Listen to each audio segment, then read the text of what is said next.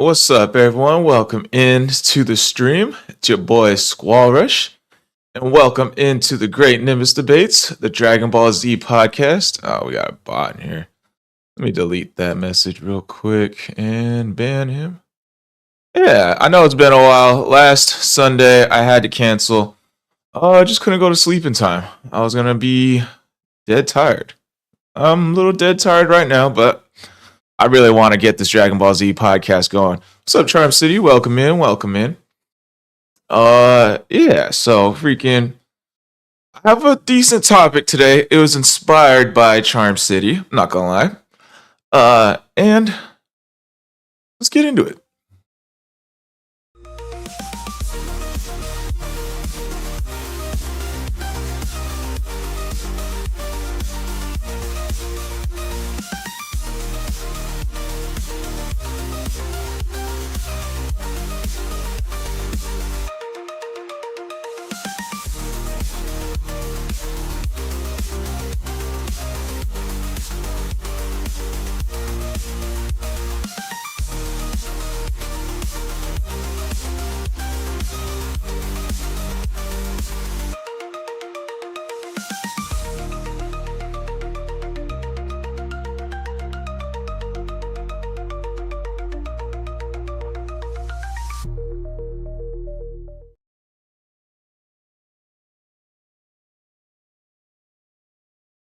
All right, welcome back, everyone. Welcome back. Let me get my music going. All right, we got a full house today. We got a new guest. Welcome in, Sleepy Ninja. It's nice to meet you. So how our intros will go? Normally, we give our name, our links, if you have any. If you don't worry about it. New announcements. For like anything that you are doing content wise. If you don't worry about that part either. And the intro question is new Dynasty Wars versus old Dynasty Wars according to Nova. So I am sure if it was new versus old. I think it was style versus style. Oh, Empire versus the other one. I forgot what the other one was. To me, it just sounded like old versus Empire. So I'm Squalrush, gamer, podcaster, anime enjoyer. Let's see. Hit the link tree. Hit the buy me a coffee account. Join the Discord. I got a couple different Discords. One for the gaming stuff. One for the podcast stuff. So if you join the podcast one though. You can join the podcast if you are 18 plus. If not, you can still join, but you probably can't join the podcast. You can just post stuff for us to debate about, and that's perfectly fine. What's up, Angela Siren? Nice to meet you. But besides that, I am going to be hosting another Pokemon TCG Pocket Tournament next month, at the end of next month. So be on the lookout for that. That's going to be in the gaming podcast. So just be on the lookout for that. TikTok is acting funky, so I've been trying to like post videos and stuff, and edit videos. But even CapCut, which is also owned by TikTok, has also been acting funky. So I might have to use a different software or just go on a hiatus for posting videos. We'll see. Besides that, I really want to try that new Dynasty Warriors Empire. That sounds sick. Because I remember the other one, you can create a character as well. But I don't remember this whole like conquering of other land and stuff. But it's funny. I was actually just thinking about Dynasty Warriors the other day. Like I was just thinking about my boy Joe Yu. Like I was playing the first Dynasty Warriors I played was Dynasty Warriors 4. Where you can create your character. And then for some reason I had to switch over to Dynasty Warriors 2 and you couldn't create your character. So I was like stuck with like a couple people from the red, was it Wu clan or whatever? And then like they only give you like 3 characters. So I was like, man, I don't know any of these guys. Joe Yu looks kind of cool. Alright, let's go with him. Yeah, red's my favorite color, so that's why I picked someone from the red squad. pretty much it. All right. From my point of view, it looks like Brockstrap, Nova Kinks, Sleepy Ninja, then Seven Ninja.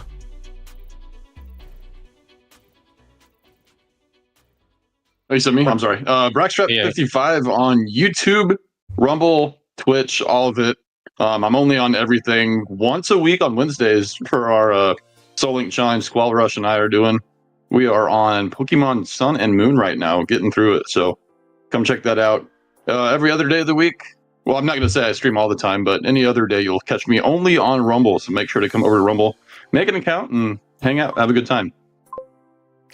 If I were to pick between the two, I've only ever played the classic Dynasty Warriors where it's preset. And honestly, I've only really played Hyrule Warriors and a demo of the Gundam Warriors. So, no, I have Fire Emblem Warriors also.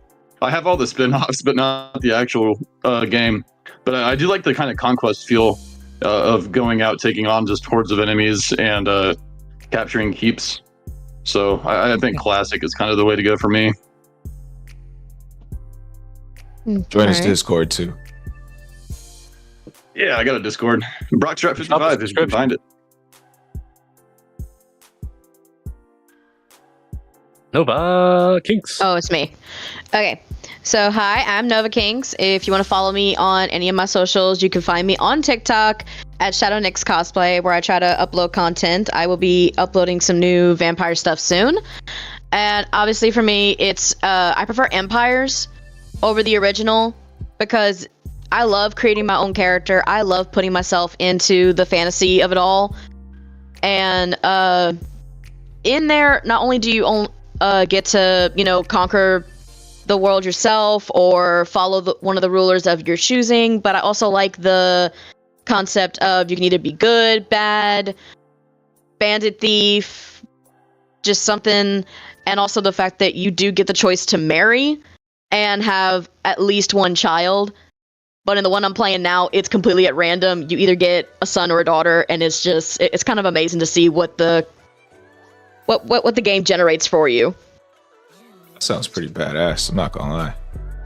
It's really fun. Like, it's the one game that I play on a loop constantly and never get bored of. Sleepy Ninja! Okay, hey, I'm Sleepy Ninja. And I guess the only thing I got link-wise is a blog called sadman2016.wordpress.com. A little bit of a mouthful. It's a free website. And yeah, I blog there every once in a while. Every decade or so, I'll put a blog up. So I usually link it out on my Facebook. Cool. Do you live stream your D&D? No. I don't live stream anything. I got you. Fadman 2016 and what? Sad. Sad man. Sad man. Yep. And then what was the last part of it? .wordpress.com.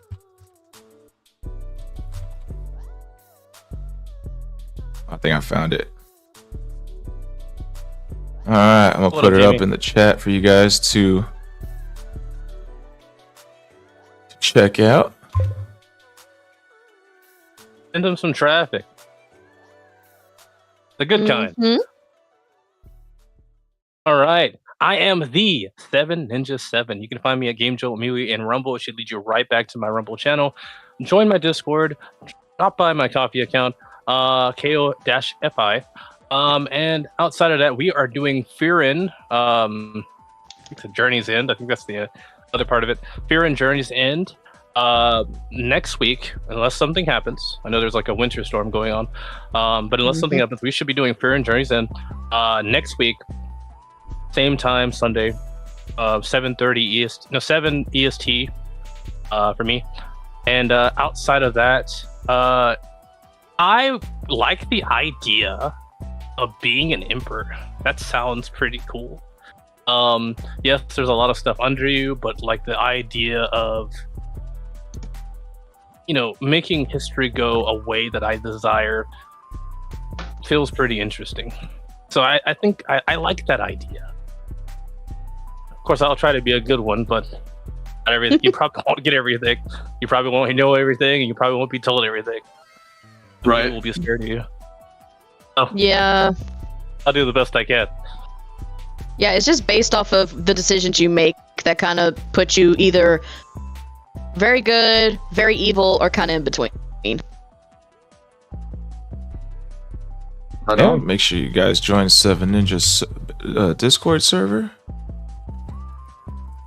I'll post What it if you for make you a bad guys. decision for a good reason? It'll still put you as like a chaotic ruler, Ooh. but Join the still fun. Discord, drop a subscription on Rumble, and drop a subscription on Coffee. All right, that's fine. I'm done selling off. Alright, make sure you guys hit them with some follows. Give their respective platforms some views. And we'll get on to the debates. Segment 1 starts now.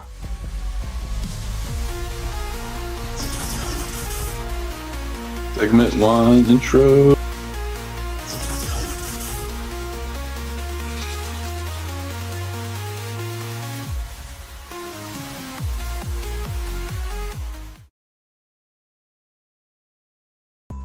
Alright, welcome back everyone. So, this topic was inspired by the homie Charm City. I think it's a pretty good one.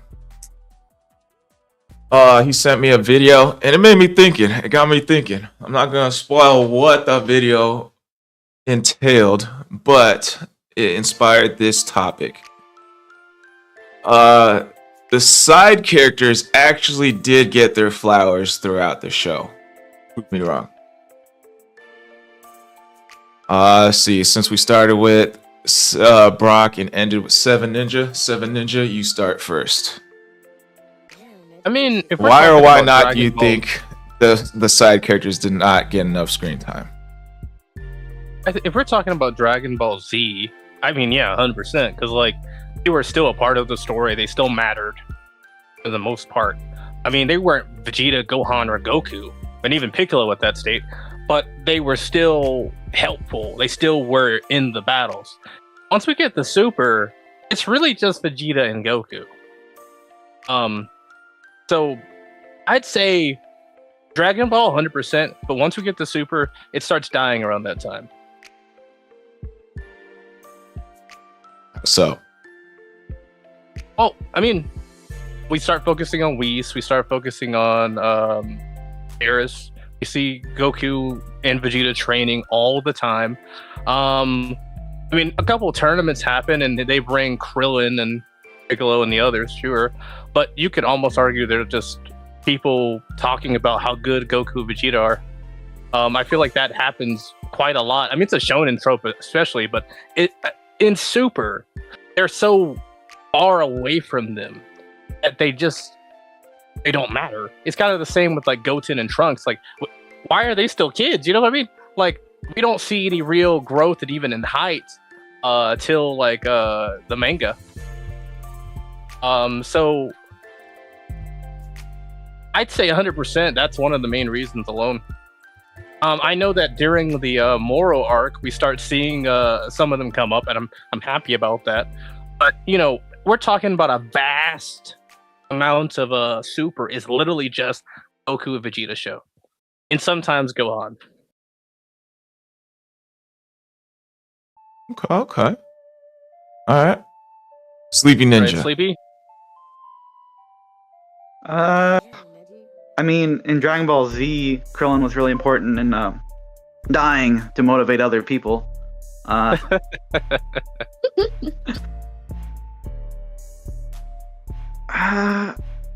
I want to say with, let's see, the Beerus arc.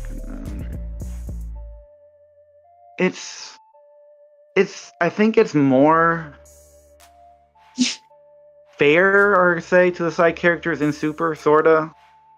Like, even the Frieza arc, when Frieza returns, is like, it wasn't just Goku, it was like, you know, everyone was like, seeing Frieza show up again and all that.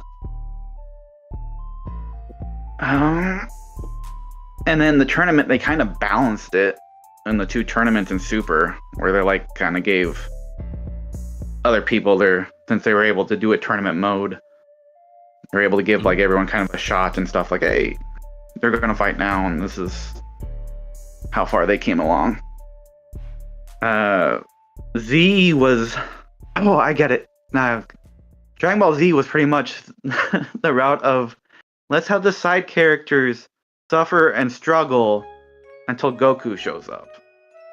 So they were kind of given enough screen time, and then Goku shows up to win the fight. Mm-hmm. And then Dragon Ball was just kind of like, it was just introducing everybody, so. So, is your stance, do the side characters get their flowers, or do they not get enough screen time? I think they get screen time. It's more just what they do with said screen time. They don't really do much. Like I said, it seems like they just kind of struggle and suffer until Goku arrives. So they get it, but what's done with the screen time is kind of... Until Super. Super, they kind of upped how their roles worked when they're there.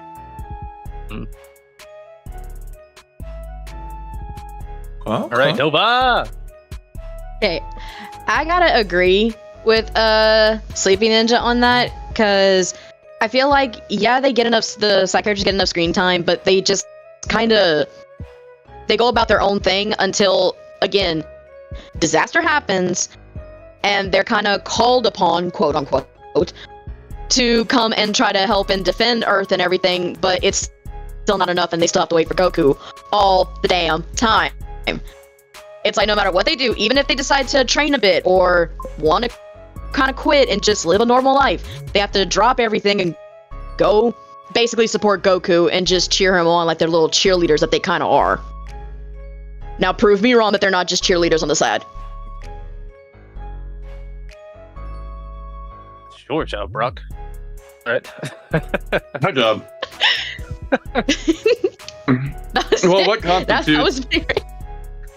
constitutes a side character? Are we talking like Piccolo, or is Piccolo kind of part of the main? Are we talking like only the Earthlings? Like anyone not Goku and Vegeta? Like, the side character? Anyone not Goku and Vegeta? No, I'm not talking about Piccolo. Piccolo kind of just like Piccolo does Piccolo. Like he'll fight to whatever strength he has, and then Vegeta and Goku would kind of just pop up out of nowhere and be like, okay, now step aside, we'll take care of it.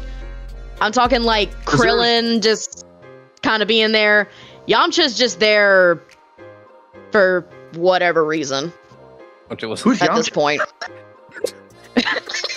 Yamcha's my boy. I'm sorry, but seriously, Yamcha's a worthless character. If his Wolf-Fang Fist doesn't do it, then he's done. Seriously? He's got better things than Wolf-Fang. The Kai Blast, Name Ki one. Ball. The Kai Ball Blast. He has the best out of all the Earthlings, and maybe even Goku himself. He has the best key manipulation out of all of them. Like Yeah, what you you said, know that- what does he do with it? Yeah, Why but can't to we answer, Nothing. What does He he plays do with it? baseball. He plays baseball with it. That's what he does. That's one- truly Stumped. yeah, Brock, to answer your question, anyone not Goku and Vegeta is basically the side characters.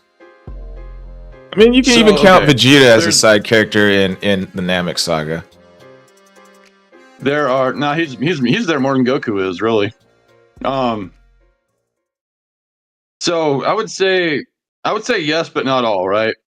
Because Gohan wasn't even in Daima at all, like one time. I don't know. And all the side characters really, you had Piccolo kind of hanging around, and then you also had Shin kind of be more important, right? Or Nahare, the Supreme Kai, whatever you want to call him. So it depends, I think, really on the arc when they get their flowers, if they get their flowers. Because outside of TN not dying from the Ultimate Buu, like Super Mega Extinction attack, or maybe taking some like mid-level Cell on by himself, TN really didn't do a whole lot outside of Dragon Ball. If we're going movies, like there's some movies that are specifically built around the side characters. Because you had Superhero, right, where Goku and Vegeta were off-world training, so like it was up to Gohan and Piccolo that time to take, and then you even had Trunks and Goten show up. Trunks and Goten were kind of the big deal back in the Buu saga. So it seems like, yes, they all do play a part, but when it comes down to brass tacks, like it's always going to be either Goku or Vegeta taking out the big bads outside of maybe the superhero movie. You didn't have Goku really on like the Broly Second Coming. That one was mostly Gohan. So yeah, it just depends on the movie or the series, but they all do play an important role too. Like Krillin had that kind of moment in the Cell Saga where he had to basically decide whether 18 was gonna make it or not.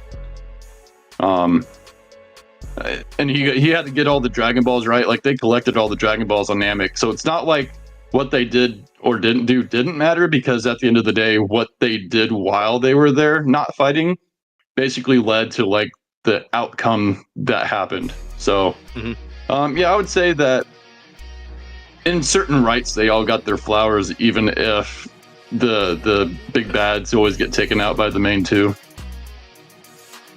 Okay. I think if they would have gave it more scenes like what they did on the Namek saga with Gohan and Krillin, how we just had moments where they weren't really fighting, but they were, ducking and weaving, making sure they're like out of sight and grabbing what they need. Right. I think moments like that really sell the idea of like they're important, because they're not always fighting, but like you said, they're doing stuff in the background. So to see that in some form or way would be good. Right. And even in the Namek saga, we were learning about Namek and the Dragon Balls through Gohan and Krillin as they explored and stuff too. So that was kind of nice. It was kind of like the adventure aspect that OG Dragon Ball was known for. Just a little bit higher scale on stakes and danger and stuff. And I'll respond after I respond to May Spray in the chat.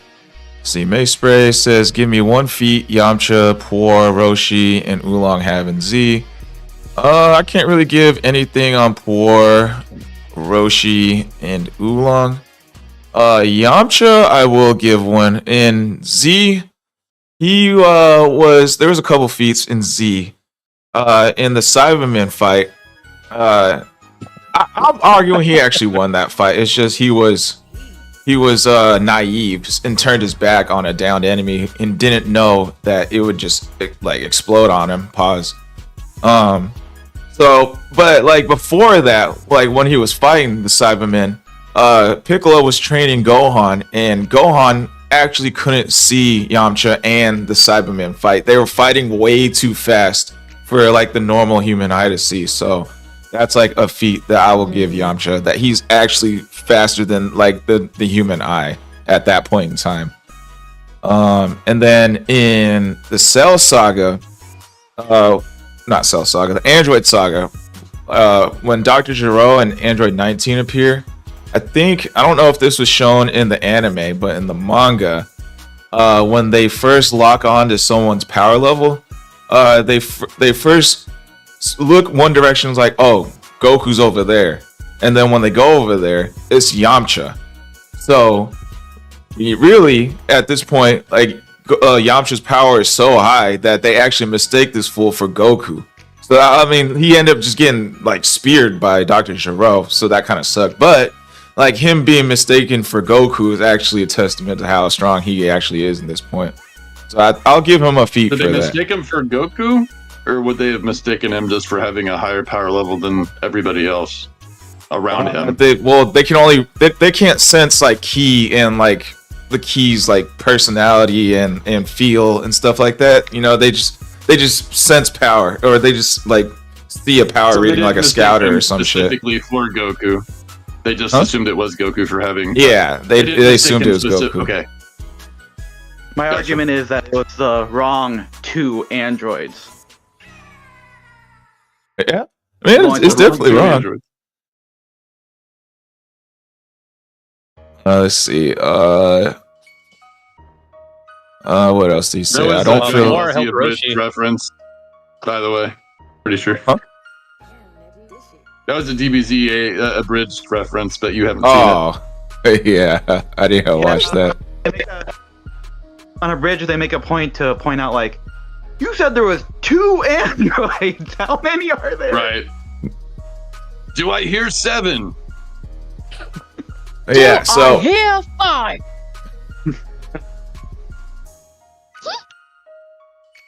So my I did a good stance job. I on. watch Roshi it, was Paul. a perversion. Wait, what? There's a couple people Or talking. helped Roshi. I'm thinking it's 4. It helped Roshi with his perversion. That was good. I And guess. Super. Oh. Yeah, I mean, that's about the only thing. Yeah. He made it so Roshi didn't immediately lose. But yeah, I so think we were the talking about specifically Z though, right? They no, did. Z They- and Super. So basically the video that Charm City showed me was basically Goku doesn't get too much screen time in Z and Super. It's a lot of the side characters that get it, because like a lot of the time it's like Goku's either traveling back or out for the count until he recovers or something for some reason. And then a lot of the time in Z, and he even he didn't show too many examples of Super, but he said even more so in Super, like we see this where Goku's out for some whatever reason, and then they give the side characters more time to shine. I definitely agree with this in the Saiyan Saga, and I definitely agree with this actually in all of Z. Saiyan Saga, Goku's dead, traveling back. You like, I know this is filler. Most of us grew up on Z, so we saw the whole filler of Gohan and his journey when Piccolo basically abandoned him for like 6 months. You know, he's like making friends with robots, dinosaurs, other kids, and trying to survive in the wild and shit. So there's like a whole side story of Gohan learning who Gohan is. Oh, and a little bit of Piccolo too. Him training by himself here or there in that filler little segment till the Saiyans arrive.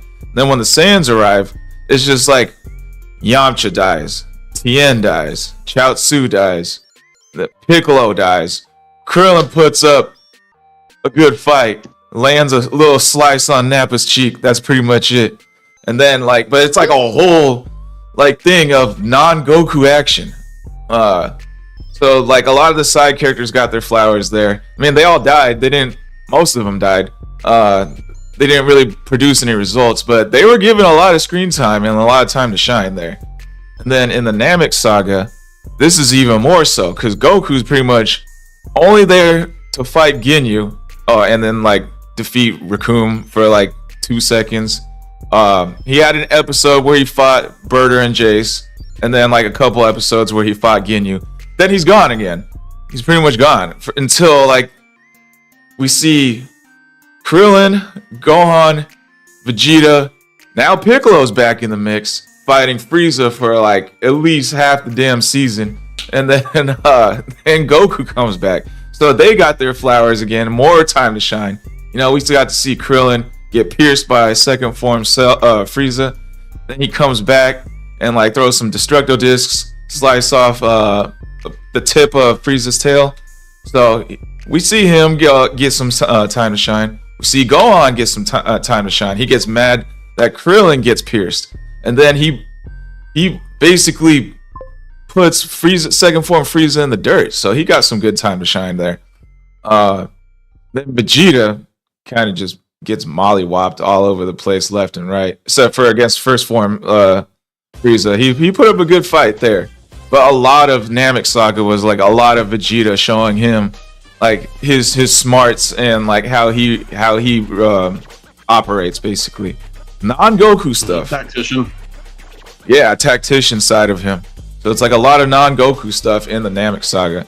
And then the Cell Saga, like Frieza and the Android Saga, we don't really get to see Goku at all. Like it looks like it's gonna be the Goku show the whole time, you know? Like Frieza arrives, no Goku. Trunks gets time to shine. Now another side character. Then Goku arrives, and then it shows them with the little finger blocking Trunks' sword. That was kind of cool. I really like that shit. And then after that, he gets one fight with Android 19, Heart Virus. He doesn't even get to finish the fight, bro. Heart Virus takes over. Now it's all the other guys' time to shine again. It's the Vegeta show. It's the Piccolo show. It's the Trunks show. A little bit of Krillin. A little bit of Tien. You know, Yamcha is kind of useless, kind of sad. It's my boy. But yeah, side character stuff, time to shine. And then we get to see Goku again at the end, fight against Cell that he doesn't even finish. So it's a lot of side characters getting their time to shine, you know, not Goku, not named Goku. And then the same again with the Majin Buu arc. You know, Goku's dead. We see a lot of Gohan. A lot of like, what is that? Is that considered filler? Like his little high school adventure stuff, or is that actually canon stuff? Probably. It's probably filler. Okay. I think it was filler. Okay. Yeah, because I remember seeing something, reading something about like that Toriyama was like writing all that stuff, and then after a while he's like, you know what, I should actually introduce a main villain now. And then he brought in the tournament arc, and then like brought in Boo. But yeah, we don't really get to see Goku fight too much. I don't think we saw Goku fight at all until Yakon, and he fights Majin Vegeta, and then he fights Majin Fat Boo.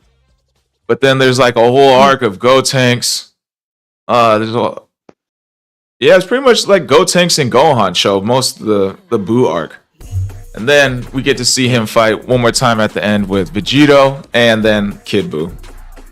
So it's like he's not really there too much other than like fighting the final boss and like a couple of fights here or there. But a lot of the other characters get plenty of time to shine. Like I know we've said in the past we would like to see like more of the side characters. And like I was on the same boat until I saw this video. It's like, wait a minute, hold up. The side characters actually do get time to shine. That's mine. What do you guys think? What's your guys' response? I mean, like I said before, Z, you see them enough to sit here and say that like they matter. It's when we get to Super that's what it really said. I would really say they don't matter as much. Because like you said, like they've had moments where they're literally the star of the show. I can't really say that about Super. I think they're like the video was like it said even more so in Super though. I think it's like Sleepy Ninja hit it on the nail because like the tournaments and the Resurrection F series, like it really like Roshi got some time to shine. Like I thought he was gonna be fodder for them, but he actually like put up a good fight, went buff mode, and he was looking pretty cool out there. I'm not gonna lie. And then in the tournaments, Goku got like well, maybe not the Universe 6 versus Universe 7 tournament. Goku got like a large majority of fights, but in the final tournament, like a lot of the other characters got a lot of time to shine. So what do you think about that, Ninja? I mean, I guess now we're talking about quality versus quantity. So I think I see your point. And I think Sleepy's probably right on that. Because quality is so impactful that it sticks in my mind more. Versus everything that the side characters do, I might remember pieces, but I don't remember enough. Because it wasn't that great. So we're looking at quality versus quantity at this point. I would say Master Roshi got like some pretty good quality time there. Like especially especially in the final tournament of Power, he got some real good screen time there. Final tournament, then we have versus Tien. You could kind of say he was powered up by that curse or whatever, but he was still pretty strong with the curse. Right. Yeah, I'll give you that. Like Krillin and Tien didn't really get their flowers in that tournament, but a lot of all of the other characters. Yeah, they got robbed. But the other characters. Right, I'm gonna put one on the spot. Feel like I'm starting to feel like that with Dragon Ball, Goku was the main guy. They hadn't really introduced and established too many side characters, so no one really got flowers besides Goku for Dragon Ball. Yeah. Dragon Ball Z took Goku back since he was all Dragon Ball, and then they gave the side characters flowers, scenes, and then when they did Super, they like tried to refocus back onto Goku more instead of just, oh, he's busy recovering, he's not gonna fight until the big fight. Oh, he's like, no, he's gonna be more active for Super. But then they're like, well, we did make all these side characters in Z, so we should still have them have like moments in Super. Right. So I think they're trying to do a better balancing act with Super, with a little skew towards Goku and Vegeta now, with Vegeta being established. I definitely agree with that. I definitely have to see that guy's reasoning on why he believes Super more so. They had given like he said like he didn't give any examples for Super, but he said like he kept mentioning Super even more so. That they put Goku in the background. I can't really think of anything else other than the Tournament of Power for sure. Let's see. How can you say that when the Sleepy? Did you watch Daima? I just want to make sure I know what's going on with that. Did you watch Daima? No, I haven't. Okay. Make sure we avoid spoilers in case he watches it. Let me see. All right, go on. May Spray says, how can you say that when the writers looked at the screen directly and said, oh no, not Tien, who cares? And say he got his flowers. His episode became a Roshi episode when they recruited him. He did though. It did though. You got a point. Yeah, and Super for sure. Like I do remember he had one episode. I actually don't really remember him in Tournament of Power, to be honest. I just remember him training Roshi. I remember him training Roshi. Think, right? He sacrificed himself to take out one other person In the Tournament of Power? Tien, yeah, I'm pretty sure he was out. He was either the first or second out. I think Krillin got out first. Yeah, Krillin and Tien, they're like Krillin got dogged. I expected it so much more out of him. Right. Let's see. But yeah, but I mean, Vegeta would say that for anybody, Mace. I think the only one outside of Goku or yeah, I think I'm with you there. Like Mace said, Vegeta literally said, "Who cares?" when Tien got out. I think he would say that for anyone other than Goku. Because if Goku got punched out by someone in the tournament, then it's like, oh shit, that's the guy I look up to. He's too strong. I don't think that's accurate. I don't think he looks up to Goku. All right. Yeah. Right, I didn't mean to cut you off. Nah, you're good. I can't really think of anything else besides Tournament of Power. Why they got their screen time? Because like when I think of Super, I think of like Goku versus Hit, Goku versus Frieza, Goku versus Beerus, Goku versus Broly, Goku versus Goku Black. So I'll have to look up some more reasons on how they got their flowers in Super. But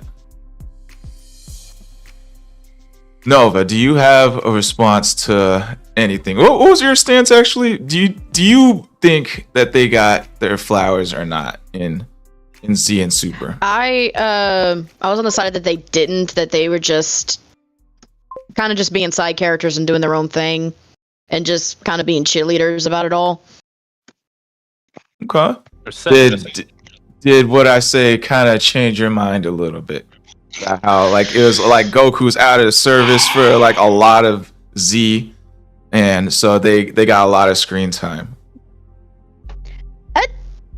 teeny bit, like not a lot, but just a little bit. Like, yeah, they did get more screen time, especially with the last tournament that they did. I was pretty impressed by how they developed from there and how they held their own in the tournament. But yeah, I still kind of think like in certain aspects they are cheerleaders, but in like other aspects they've grown. Huh? What about you, Brock? Yeah, to a degree, they got their screen time. Again, it kind of depends on what we want to justify, like, or actually define what their flowers were that they got. If it was just screen time, then yes, they got their flowers. If it was actually getting dicked over in a fight, no, they didn't really. So, I mean, I guess it depends on what we're wanting to classify flowers as, but that's my take. Screen time, doing stuff, yes. Fights, no, not really. To a degree, they were winning until they weren't, and only one. Like, winning's the only thing that matters in those kind of situations. Charm City says Goku lost a ton in Super. He did lose a ton.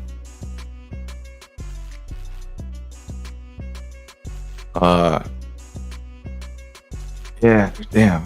I should have looked up some more videos on the Super part, because I really want to make an argument for Super. I just can't. Next time on G&D. All right. Do we want to go on to chat topics, or do we want to go on to us first? Chat. If you guys got a topic for us to debate about, let us know. But then, in the meantime, we will go on to the panel's topics. All right, segment 2, even though it says 3. All right. So in debate ideas, I think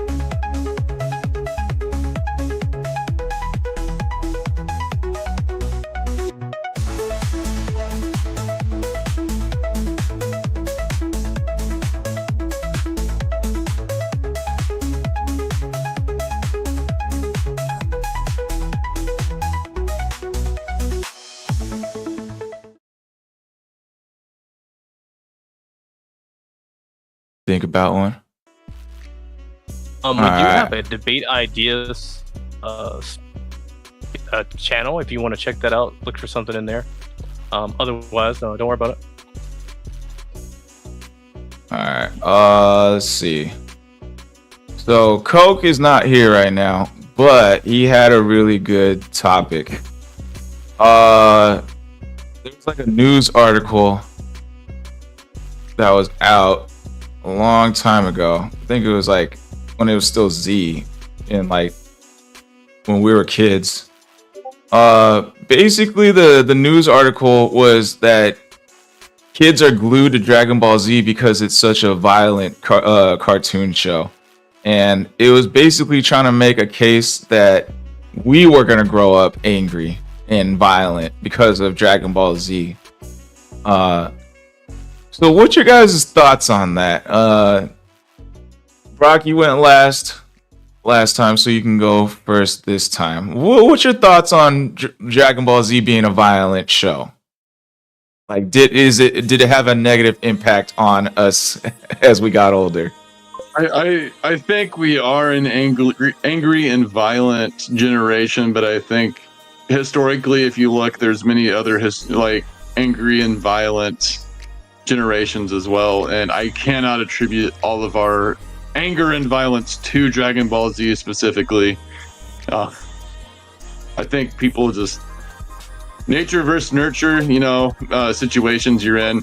Real life hits you a lot harder than Dragon Ball Z does. So if you're angry at anything, it's probably the experiences you've been through, not some random TV show you've seen. But that's just my take on it. I got a question for you, actually. Would you let your kids watch Dragon Ball Z? They already do. Yes. Excellent. They already do. And do you think it's too violent for them to watch? No, I didn't watch it until I was about 16 or 17. And no, that's not true. Evan and I talked about it in middle school, right? I think we... so probably when I was around 12 or 13. Anyway, 12 or 13 is about the age. So like, but then I had sports, right? So like I could have been violent from sports, or then just any particular reason. And before I was even 12 or 13, I was beating up on my brothers already. So like, it was just one of those things to where, right? Yeah, it's not a TV show. I think it's just human nature to be angry sometimes, and I think it's like until you learn better, might makes right, and even after you do learn better, might still makes right. So like, I'm not going to attribute any. Even look at Japan right now, right? Japan has a society that, for the most part, is pretty high trust, and like you don't really see a whole lot of violence out there. Maybe Hiroshima had something to do with that, but like, if you look at them right now, they're not really a violent people. So like, in Dragon Ball Z, like if you go over there, they have posters, they have all of these marketing ploys, they have like big giant widescreen like neon, things out in public, just like really marketing the crap out of Dragon Ball Z. So like, if there's less violence over there with it being more prevalent, I don't think that that's really the reason. Nova? Is Dragon Ball too violent for a kid's show? No. Honestly, I don't think it's that violent for kids to watch. Especially since they actually censored it to an extent. Like, if you remember back in the day when there was like a lot more blood and violent scenes in Dragon Ball Z, that the media got so scared about it that they censored everything, making it look like it's not blood, this is something else entirely, and making it a lot more cleaner for kids to watch. It kind of defeats the purpose. Yeah, 100%. Yeah, I remember when I was also something. Something else to think of. I'm sorry. So like, okay, with that kind of logic, does that mean every Pokemon person that watches Pokemon, are they going to grow up to be some kind of animal, like a cockfighter or like a dog fighter, any of that? So like, like I don't understand what. I don't understand the argument there that just watching a TV show will make you like become this thing, right? 100%. On the blood part, yeah, I do. I get what you're saying. Like, I think it just depends on the person's mindset, and like some people can actually take certain shows very seriously and find a comfort in it that they want to live that exact same lifestyle, and some people will look at that as, okay, there's something wrong with this person, we need to bring them to a special doctor. Yeah, definitely. Like, you get what I'm saying. Yeah, I think if like you actually become violent, you probably mentally ill or something off of Dragon Ball. But I feel like that's like a very small percentage of people. Like, it is that, like maybe like less than 1%. Yeah. People got to make the distinction too. Like, are they violent because they are watch Dragon Ball, or are they violent and also watch Dragon? Like, the two don't have to be tied directly. Right. On the blood part, though, I remember when I first watched Dragon Ball Z. Like, I remember like I was thinking, "Oh shit, there's blood! What the fuck?" Like, dude, my parents would not like me watching this. This is sick. Yep. Sleepy, what's your take on this? I became violent and angry because of video games. First off, but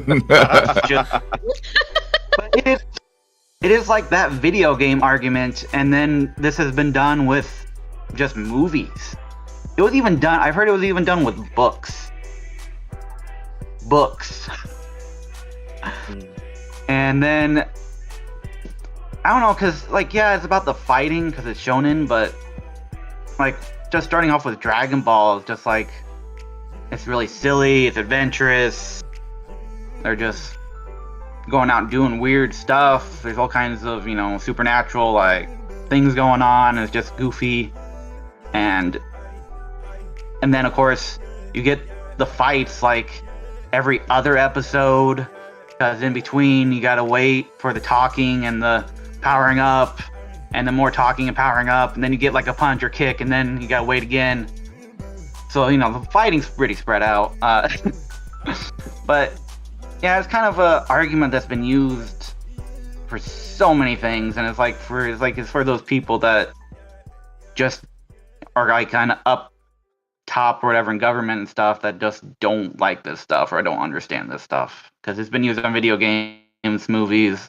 So no, I don't think Dragon Ball makes people angry and violent. Okay. I like it. That is true. It has been brought up in a lot of other stuff for sure. Movies and video games like GTA and stuff for sure. Go ahead, Seven Ninja. All right.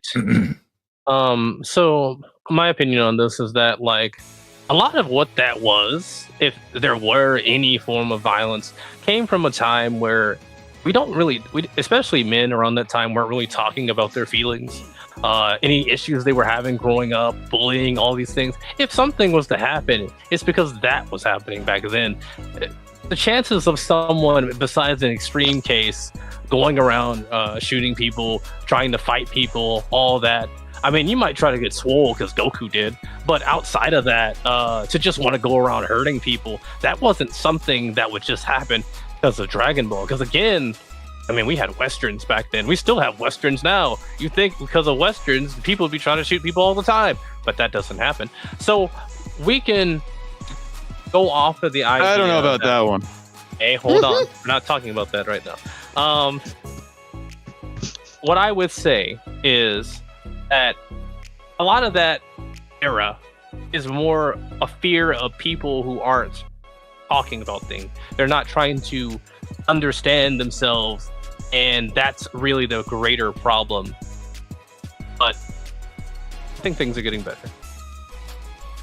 Oh. Yeah. I'm definitely with you guys. I don't think Dragon Ball was too violent at all. I mean, I was really into that stuff because I'm a boy, you know. I was a boy at the time, you know, like testosterone. Yeah, this is awesome. Bunch of colorful explosions. This is dope, you know. I think that's what most boys like when they're watching any type of content, you know. I took like a film screenwriting class like in college, and like the teacher, he was like, or the professor, he was like, he basically hit it on the nail, you know, like usually boys, they like explosions and violence and stuff, you know. Transformers, a bunch of colorful like explosions and stuff. He always brought it back to his sons. Like his sons thought it was awesome because of all that stuff, and I was like, that's why I like Dragon Ball Z so much as a kid, you know. So it's just what we're into when we're younger for the most part. I don't think it necessarily makes us violent, you know. It's just what attracts us, you know. Like if anything, Dragon Ball didn't make me violent. It made me just want to turn into Super Saiyan. If anything, it made me want to use a Kamehameha, you know. It didn't make me turn violent.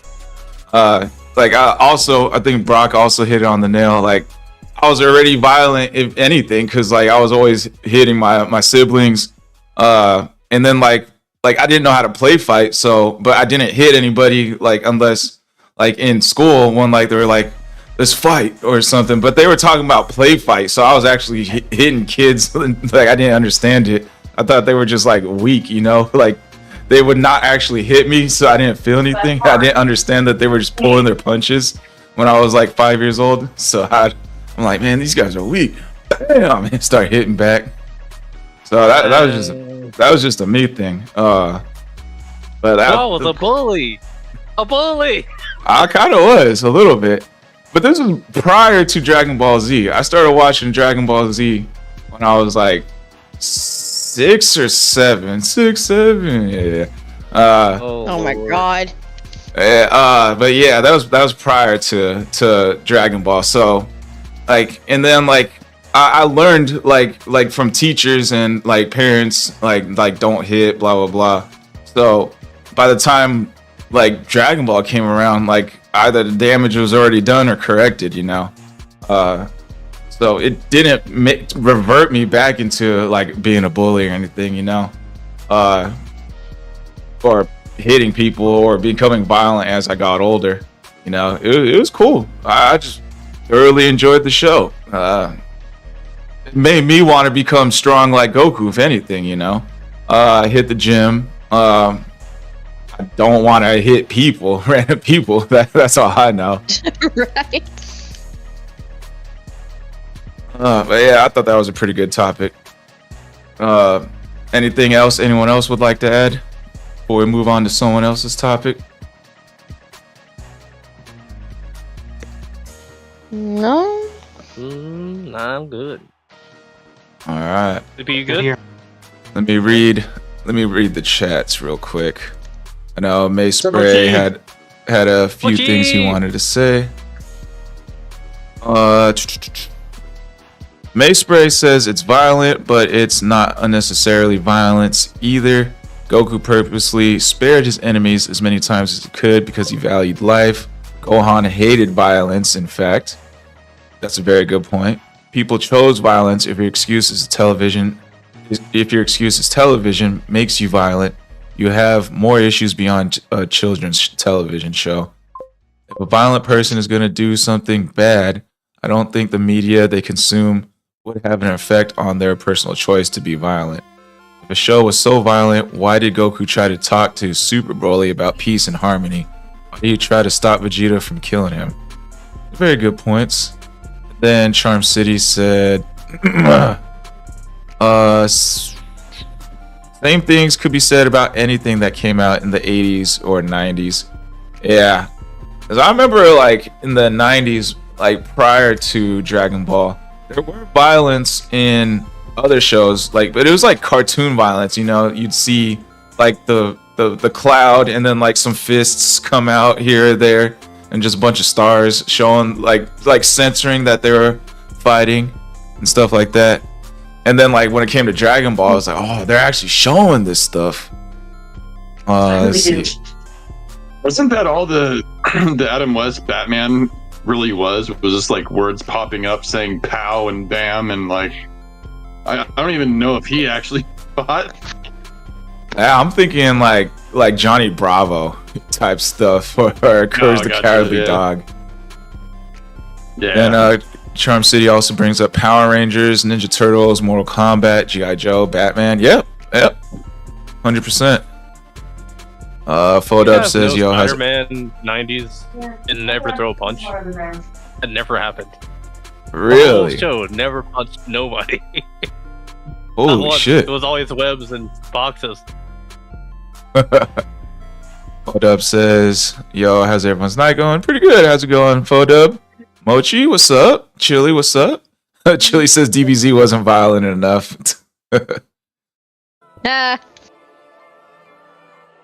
See, if you punch or kick someone, there's going to be bleeding. David West Batman never fought. They dance battled. Then Charm City says, OG Tom and Jerry Roadrunner was just as violent. Oh, dude, yeah. Oh my Looney god, Tunes? yes. Looney Tunes, man, let me tell you. Was the epitome of violence, and I loved every second of them. Yeah, that's true. I do remember like Elmer Fudd and his gun, and Daffy Duck getting shot all the time. Poor Daffy. Yosemite Sam, bro. Dude, Elmer Fudd got shot in the face by his own rifle when Bud shot it, like bent it backwards. Oh then, god, so beautiful. What's his name? Not Sylvester? The redhead, red mustache. Yosemite Sam. Yosemite Sam. There we go. Not Sylvester.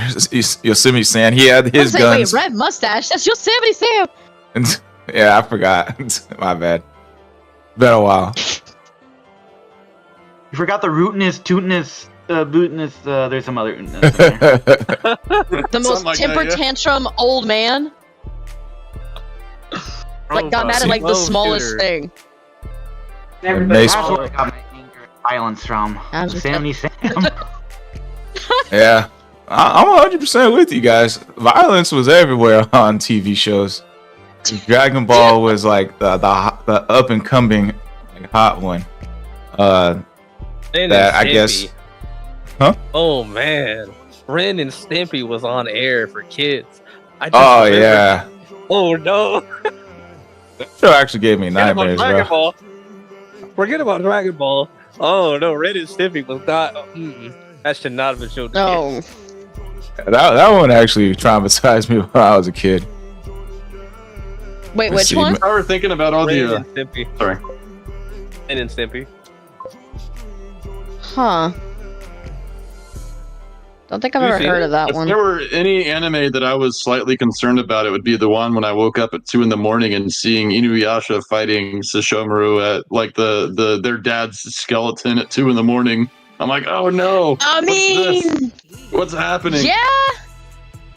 This is way crazier than anything else I've seen. Trying Also to take a might not- giant like Ren and Stimpy was a disheveled chihuahua and a cat that had a big blue nose and like a red outline, white belly. And then of course Ren was Is that always what they going, were? "You stupid idiot." Wait a minute. That's Ren and Stimpy. I think Nova might be too young for that show.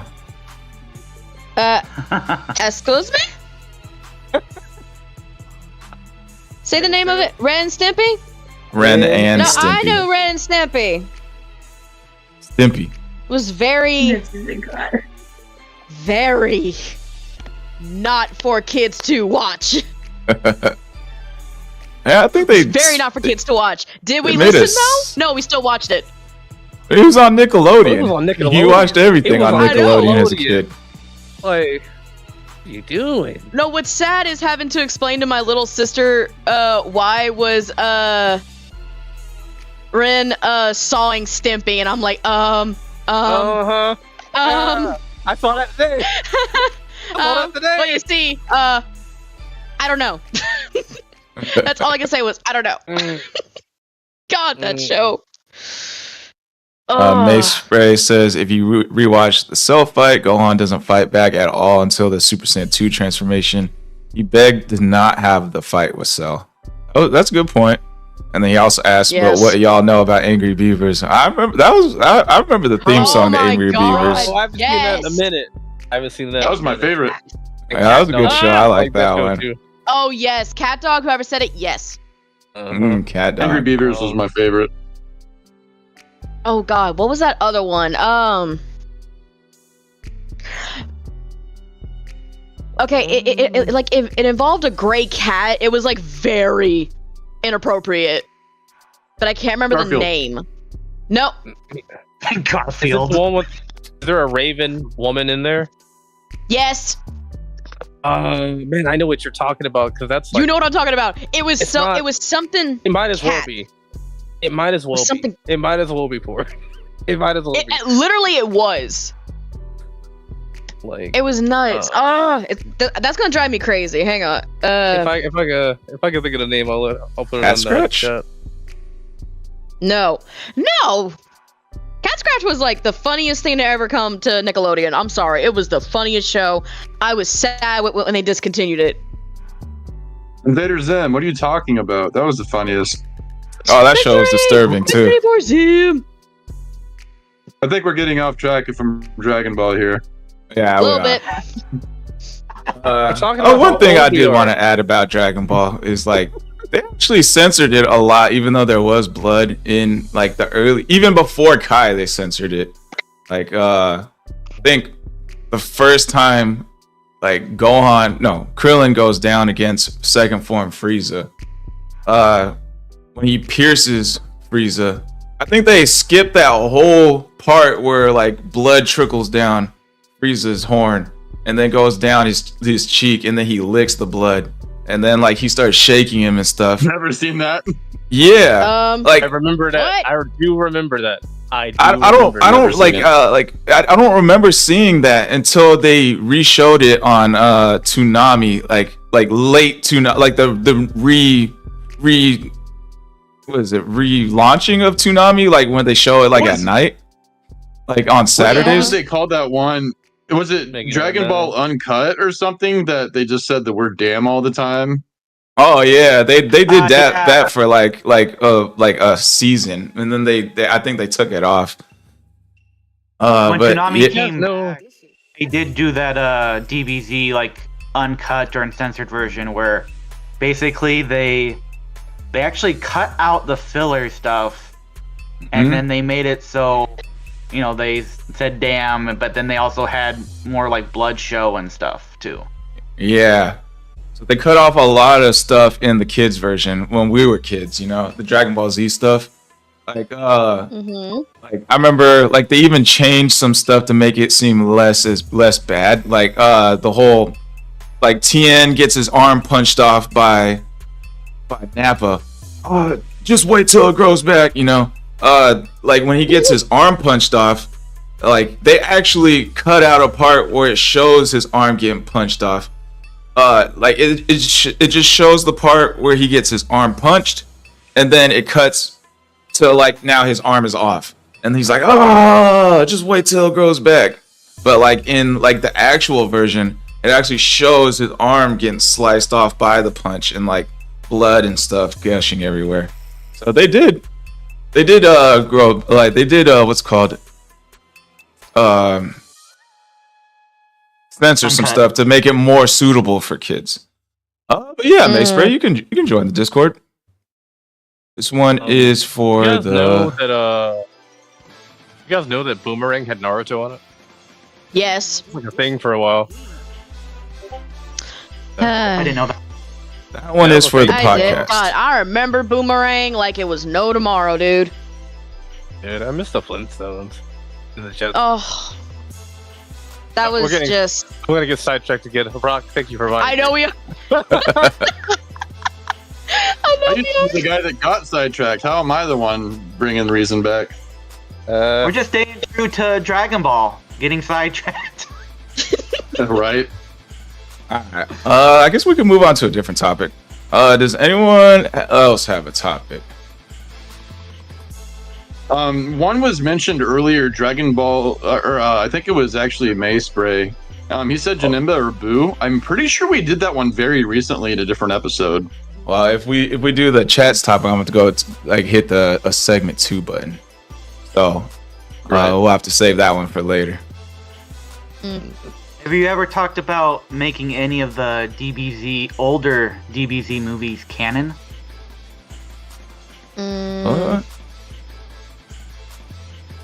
I think we talked about that once where I think we came to a conclusion where it seemed like DBZ movies were almost on their own, like outside of the ones that actually are now canon, like all of the Dragon Ball Z movies were technically on a different like timeline, right? Is what we were thinking. Have to, I think, because if they were fighting, if they need time to rest, and they would be basically fighting movie villain and then like Cell, or movie villain and then like Frieza. Right. That they wouldn't have time. They all came like at a time that was like right in between other things going on, but it was never directly like tied or referenced by the TV show. More is, like, bring some of the characters or arcs from some of those movies. Because they did that with Dead Zone. They did Garlic Jr. returning as a filler. And they Right. kind of made Dead Zone canon. So, like, would you want to see, like, for me personally, I wouldn't mind if they have actually brought in Cooler, Frieza's older Right. brother, or Lord Slug, that big Namekian guy. Technically, Gogeta was a movie up until they brought him back in the Broly movie. So Yeah. they did, yeah. To a point, they are bringing some older movies into the fold. I'd like to see Lord Slug come back, but like as a side character's villain, like just a couple episodes for them to focus on. As of right now, like Piccolo would be the Link, but like they can't do that now. Because he unless they give him like a buff, like they gave Broly. They really can't do that now, and it really wouldn't make sense for him to be able to do it because of how Piccolo got his power. So, I'd love to see him come back as a villain for someone like Krillin, Yamcha, or Cheyenne, so that we can see them get stronger. So you're Even saying the other androids, we saw in Super 17. So the question is, would we like to see some of the other movie villains or become canon? Yeah. Alright. Cooler would definitely be a dope option for sure. Let me type it in. Would you like movies? Because I'm on the Crunchyroll like movie list. So like there's Dead Zone, World's Strongest, Tree of Might. Oh. I don't think I want more Android. So not Super Android 13. Just too many androids. I'm not sure about BoJack Bound. That unlocked a core memory in me. The fucking Tree of Might. Turles for sure would be sick.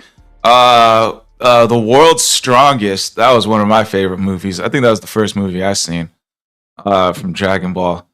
With Dr. No, not Doctor. Was it Dr. Wheelo? Yeah, Dr. Wheelo. And like his little minions with the stretchy guy and the ice guy and the electric guy. Those guys were dope. That would be kind of cool to see them make a comeback for sure. And definitely Turles. What was that? Cutting out, bud. Huh? What'd you say? Just Dr. Wheelo was his whole plot was that he wanted to steal the world's strongest body. So Goku Black, but just didn't succeed. To a degree, or Captain Ginyu, it did succeed and then failed after. Makes sense. Who was Tarball? Tarball. In Tree of Might, Tarball was this weird. He was like the Goku Black before Goku because he looked like Goku.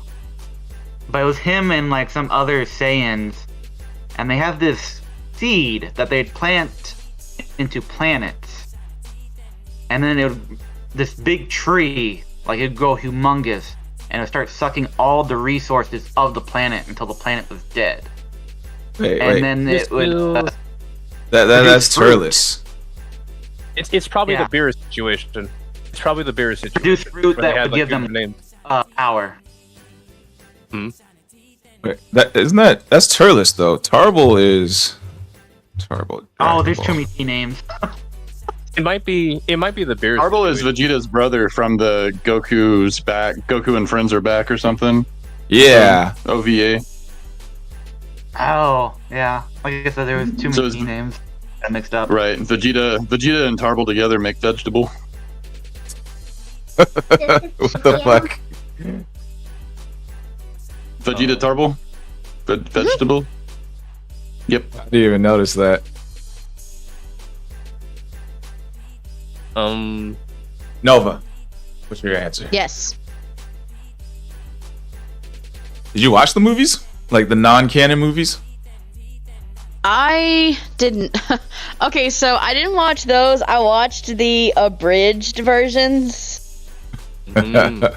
So, is there any of the villains that you've seen in the movies that you would like to see as canon?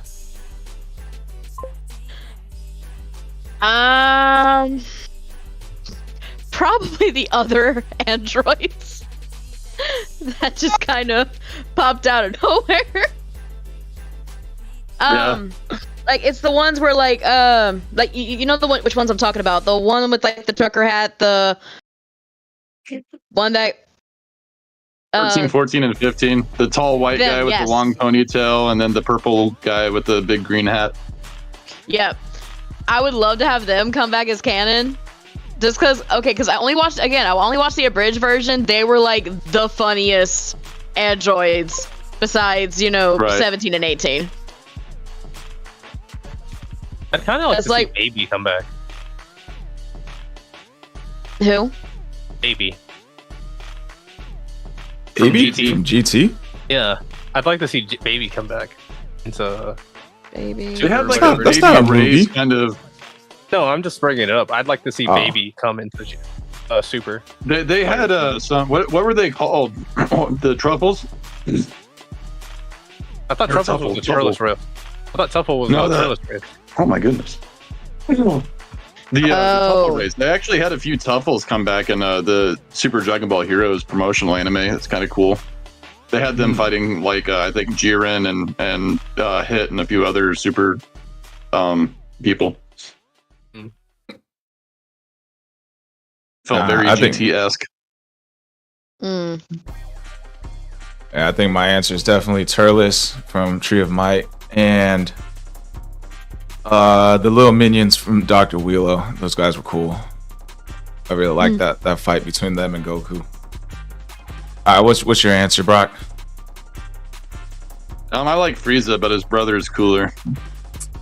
So Here. yeah, we're bringing Out it of back. here. The door. Wow. Cut yourself out. But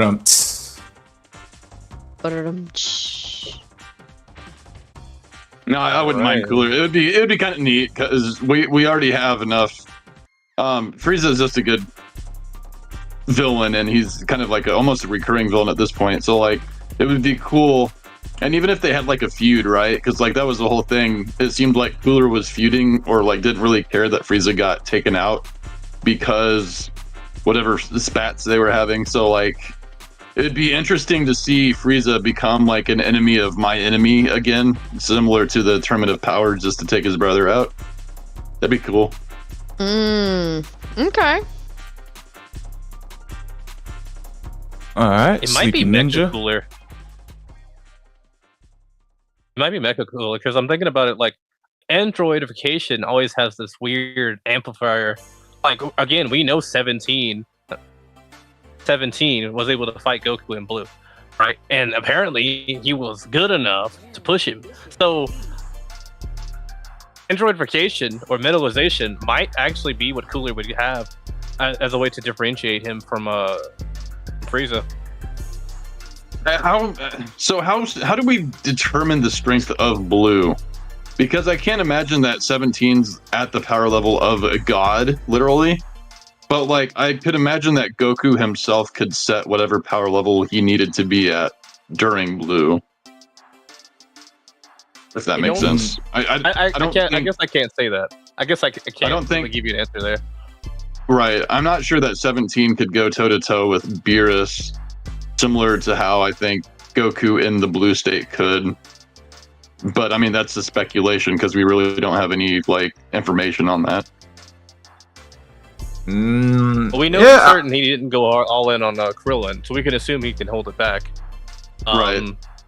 But I feel like 17 was so much of a spectacle in comparison to everyone else that we could probably say. Right. he Well, I mean, the it was hardest. the reintroduction. 17's been out of the game for a long time, so I think they had to make it big just for everybody to be like, "Oh wow, 17's back! Awesome! That's crazy!" Right? Like, make it a spectacle just for the sake of reintroducing the character. yeah, all he did was just train on an island alone with some animals. Right. Like I watched the whole video on like why is 17 so strong, and like the whole 10-minute video he just basically gave the answer in the last 10 seconds. His case was basically since Frieza trained for 4 months and got Golden Frieza to get on par with Super Saiyan Blue.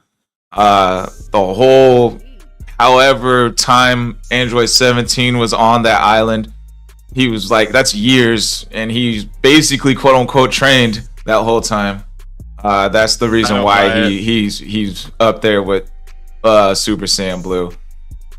So take it what you will. That's why he came. That's the reason he came up with. Some random guy on the internet. Oh man, he's got to be correct about everything. Hey, I'm not saying he's right or doing wrong. the I'm just saying that's his reason. He's Right. doing the Piccolo training and he's actually getting gains, bro. That is crazy. No one knows the power. Yeah, Piccolo's been training the whole time. Android 17's been quote unquote training and has a job, but somehow he's leaped levels above Piccolo, you know. I heard the Cell Juniors were still on the island, and they were potentially why he was training. Because I saw something a while back where Trunks and Goten was watching the Cell Juniors or watching his island, and that's where we find out about Cell Juniors. So I heard that's a thing. Now that could be a fan manga for all I know, but I remember seeing that somewhere. No, I know what you're talking about. I could be. Technically, I guess there was a certain amount, and Gohan killed a certain amount less than what were created in one panel. So supposedly there still is a Cell Junior out there. I don't know. No. Oh. Cell Juniors are Cybermen 2.0. No, the Cybermen 2.0 were the whatever the heck Dr. Wheelo had in World's Strongest. They were almost a 1-to-1. Oh yeah. Cybermen Only 3.0. yeah, there we go.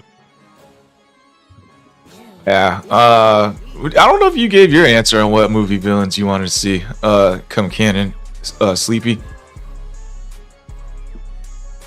The ones that really, I don't know why, stuck with me after all this time, Cooler and Lord Slug. Especially, I don't know, something about Lord Slug especially, where just, kind of like when the Broly movie first came out, Lord Slug just, it felt different. Like, it didn't feel, like that's the thing about like World's Strongest and Tree of Might, where I like the story arcs. They were different from just, oh, here's a big bad guy. Like, no, they had plans. World's Strongest, you know, Dr. Wheelo, he had this weird plan. Triamite, Turtulus, or whatever his name is, he had this freaky plan with the tree. And then even like Lord Slug is just like, he felt different and stuff, and I really like that. True. Was BoJack after Cell? Yes. So that could be canon. That would make sense. That and Dead Zone would make sense, but they're all not canon. Yeah. What's it called? They're to be thought of. Still technically not canon? What'd you say? What's up?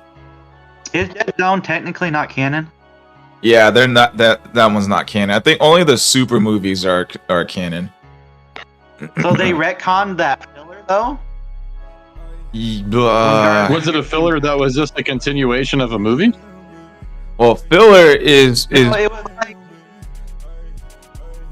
fillers to Wasn't be it during seen Majin- as. Oh shit! Go ahead. can't remember when it was, but Gohan had to deal with Garlic Jr. again. Yeah, that's all filler. Filler is like to be seen as like not canon, non-canon stuff. Oh, okay. What's it called?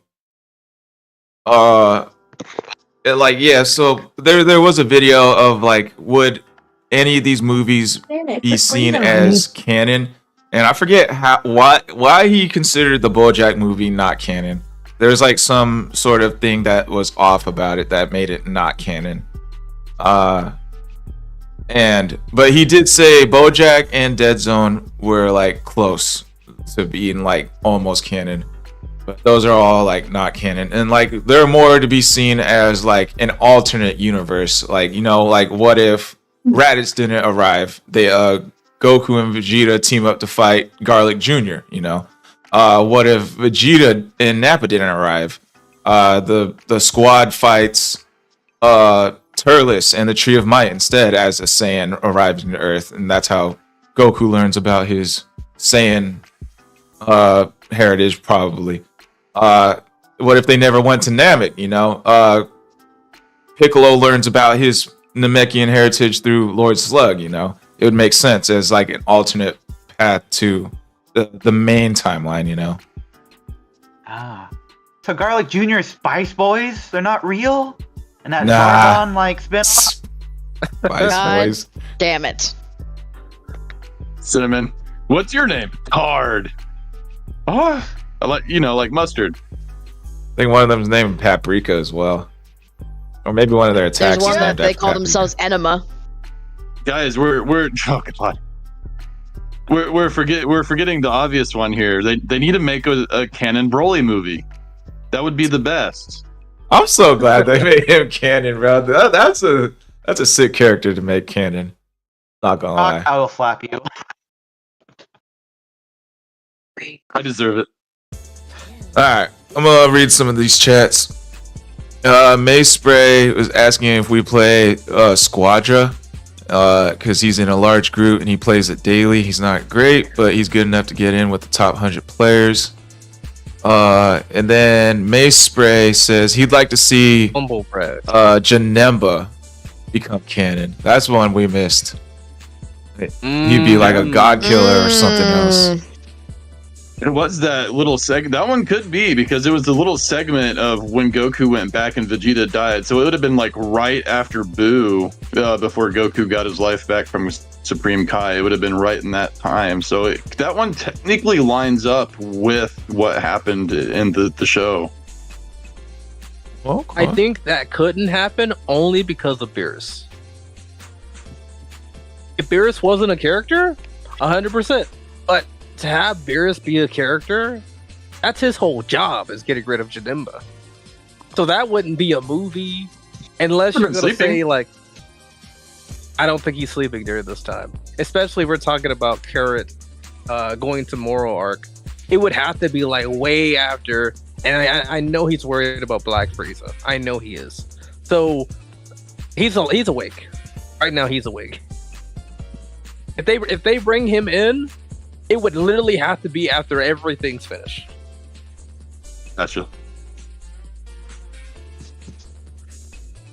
And then Vegeta's still dead in that movie? Yeah, it was right after Vegeta died. He was brought as a soul because they both have the halo over their head. They both have it? Because he was going to stay like one of those little cloud souls, but then Baba got involved, I think, or something. And not Baba, I'm sorry. King Yama got involved. And he knew the guy to help Goku out or something like that. I can't quite remember exactly how it all went down, but I'm pretty sure.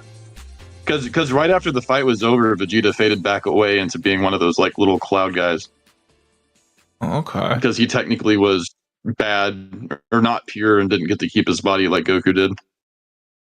Yeah, the only thing I could think about why that wouldn't be canon would be because Goku went straight to Supreme Kai's planet after returning back to the other world. I mean, there could be like some sort of time skip between going back and going to Supreme Kai's planet. Right. And then there's the fact that like this could just be some later retcon, you know, but like in the Super Broly movie when they first fused for the first time correctly, like one, they didn't know how to fuse and they were like messing up here or there. And then two, when they finally did fuse, they're just like, what should our name be? Oh, let's go with Gogeta. Like they're just fusing for the first time. That's the only way I could see why. But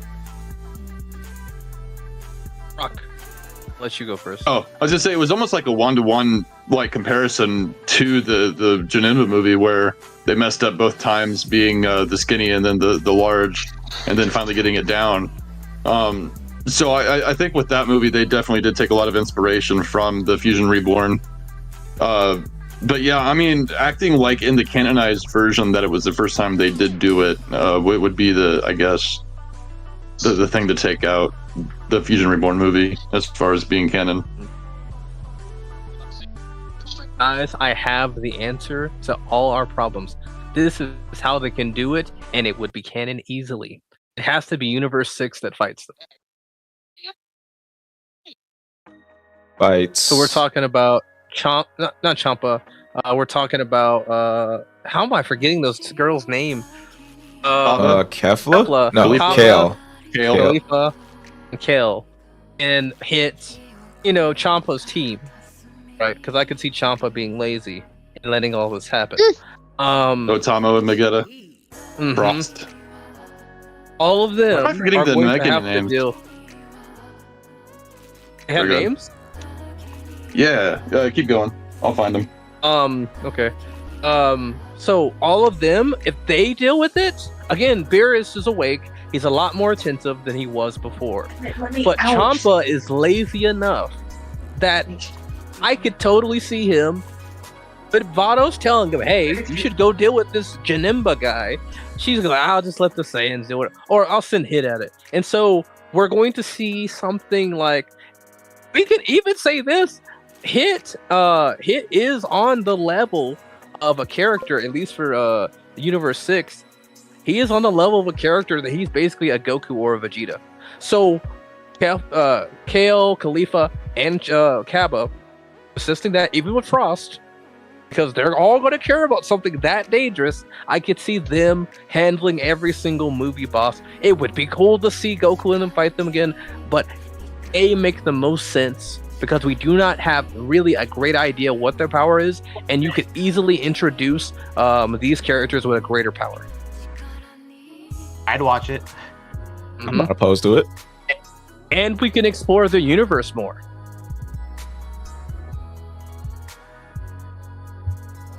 Opposed to it. Chili's Dojo says movie villains should always be canon. Yeah, that would be sick. Oh no, and Purina. Okay. Salmo and Purina. Easily They forgettable. have names? Yep. Boys. I'm actually on the same boat as Sleepy. I actually do like Cooler as a canon villain. That was one of my favorite movies. I watched that one so much when I was a kid. I had the DVD. Watched that one over and over. Alright. Does anyone else have a topic? If not, we can move on to May Spray's topic. And then You got a topic. I kind of got. Go for it. Go for it, Sleepy. I'm just looking at the DBZ Super image here, and it shows Majin Buu. I thought I haven't read ahead in the manga or anything, so like, is Majin Buu actually ever gonna fight? Like, is there a reason why he keeps getting sidelined? Because he's like too strong or something? I just thought it was funny that I didn't really think about it before, but looking at him, just like, he always gets sidelined in Super. Oh, he fell asleep. Oh, usually I guess he's usually busy asleep. But yeah, he usually, like, is there a point for him being around in Super? Like, obviously he's still around and alive, but I just find that funny. Piss off, Beerus. I think the reason he's probably not being used, like, this would be playing into Toriyama's comedic side of things, and that's kind of where Boo is. And really, Dragon Ball, at least from what I understand, what he was talking about, whenever he tried to go comedy, like, his producers didn't like it, or the fans didn't like it. So I believe that's one of the main reasons we don't see any fights with him. Squall can answer you on if he will fight, but I'd assume that he doesn't, based on that fact alone. There's also because his powers are kind of hacks, and he can pretty much turn anyone to candy. So, I mean, that's pretty much the end of the show right there. Yeah, my thoughts on like why he's not really fighting. I was like kind of given the impression that they were trying to turn him into like a side character that quote unquote never gets really used anymore. You know, like a Yamcha or something. Either that, like, that's just my personal headcanon. Either that, or they were just. I did see like something online where like if he was to be brought into the tournament, it like their side would be too strong. You know, like they didn't have a good balance of weaker and strong characters. That's one way to look at it. Go ahead, Brock. I'll just say this because I have foreknowledge of what's coming. In 2027, late 2027, so next year, unfortunately, there will be more Dragon Ball Super, and Boo does become relevant in that arc. So it's not gonna be anything of super importance, but we do get a fight with Boo. So Yeah, I think just for now, up to the point that we're at, I think Toriyama was just kind of trolling us with that whole Boo's falling asleep thing, right? Because they even did give that kind of teaser fight with Skinny Boo and Goku, which was pretty fun. But yeah, I think he's just trolling the fans, because that's what he is. He's a funny guy at the end of the day, so he was just kind of being funny with his following, I think. But yeah, he does actually, within the next arc, Boo will become somewhat important again.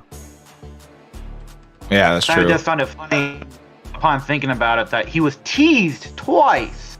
I forget what the other arc was for the tournament, but he was teased one other time, like, Boo, can you help out? And then he was like having a hissy fit, or he fell asleep or something. And I was just like, oh yeah, he's here. But he's not doing anything. Right. Yeah, I really thought he was going to become somewhat relevant in like the beginning of Super. You know, like when Beerus first started attacking everybody, you know, it's like, okay, Gohan, nothing.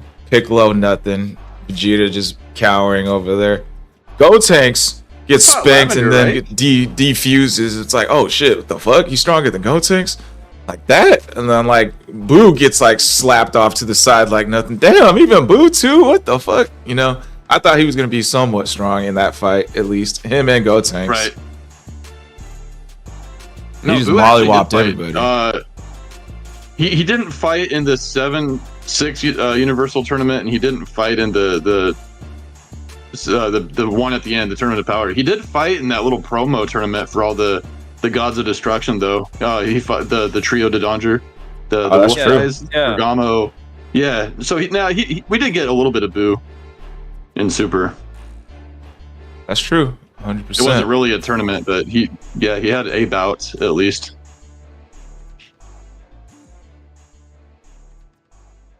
Because that was what, Goku, Gohan, and Boo, I think, right? Mm-hmm. No Vegeta or no Piccolo. Correct. I forgot about that fight, to be honest. I want to go back and watch that one. That was the Maybe he fought Basil. Gohan fought that one guy with poison. He somehow got pounded because of his aura. I'm like, what? I remember that one because Gohan got blinded. Yeah. Yep. All right. Did Nova or Sleepy? Did you guys have anything to add to anything? Nope. Nope. I was just wondering about Boo. This is like they teased it twice, and I was like, okay, but then doesn't. Yeah. Right. Yeah, it's like, the Boo becomes relevant right after where Super ends. It's actually kind of funny that you brought that up. We just need one more arc, and then we'll see him. Right. Alright. Alright. I think we can move on to the utmost relevancy, but what's up? I'm not gonna say he's like super duper relevant, but he just does do something eventually. So yeah, I didn't want to like make it like it's a big grand spectacle or anything, but he does fight. Alright. We're gonna move on to the chat's topic. Alright. Let me play the segment video.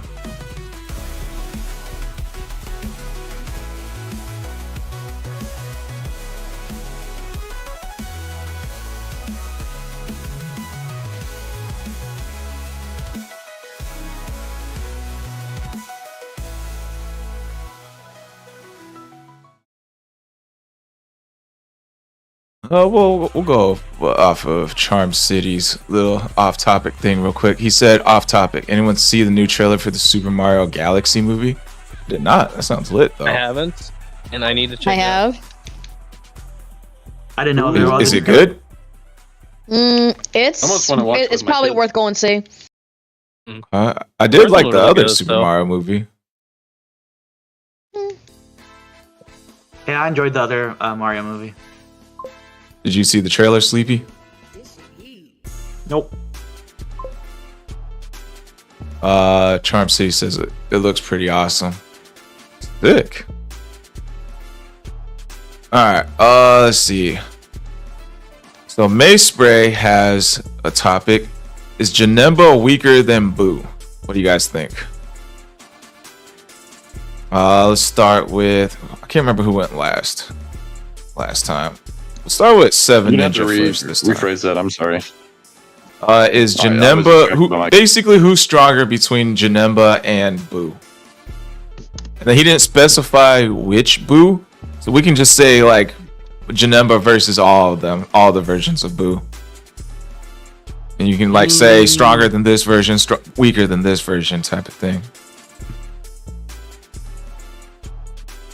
All right. So I feel like I'm it. So what I'm going to say is, I feel like we can say 100% that the answer to that should be yeah.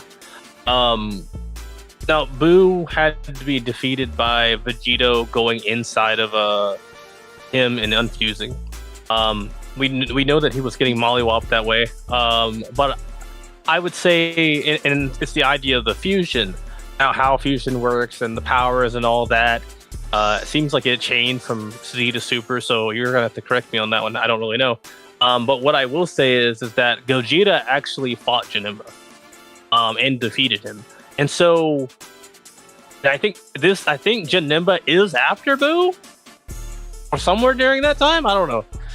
But I think he's after Boo, and usually, if I'm not mistaken, if you come after a previous villain, you are stronger than the previous villain. So if that's the case, and Janemba is after Boo, he should be. Again, Gogeta actually fought him, and there was an actual tussle. And Goku fought him by himself as Super Saiyan 3. So we know that he was pretty strong. So I'm gonna say, yeah, I think Janemba is stronger than Boo to Kid Boo. Than all versions of Boo? All versions, yes. I do believe that. Sleepy, what do you think? Okay, so I'm watching Fusion Reborn on mute because it's been a while since I watched Jinba, but I forgot the freaky stuff Jinba was able to do, like with like teleporting part of his hand and like turning his body into particles, and all that was freaky. Yeah.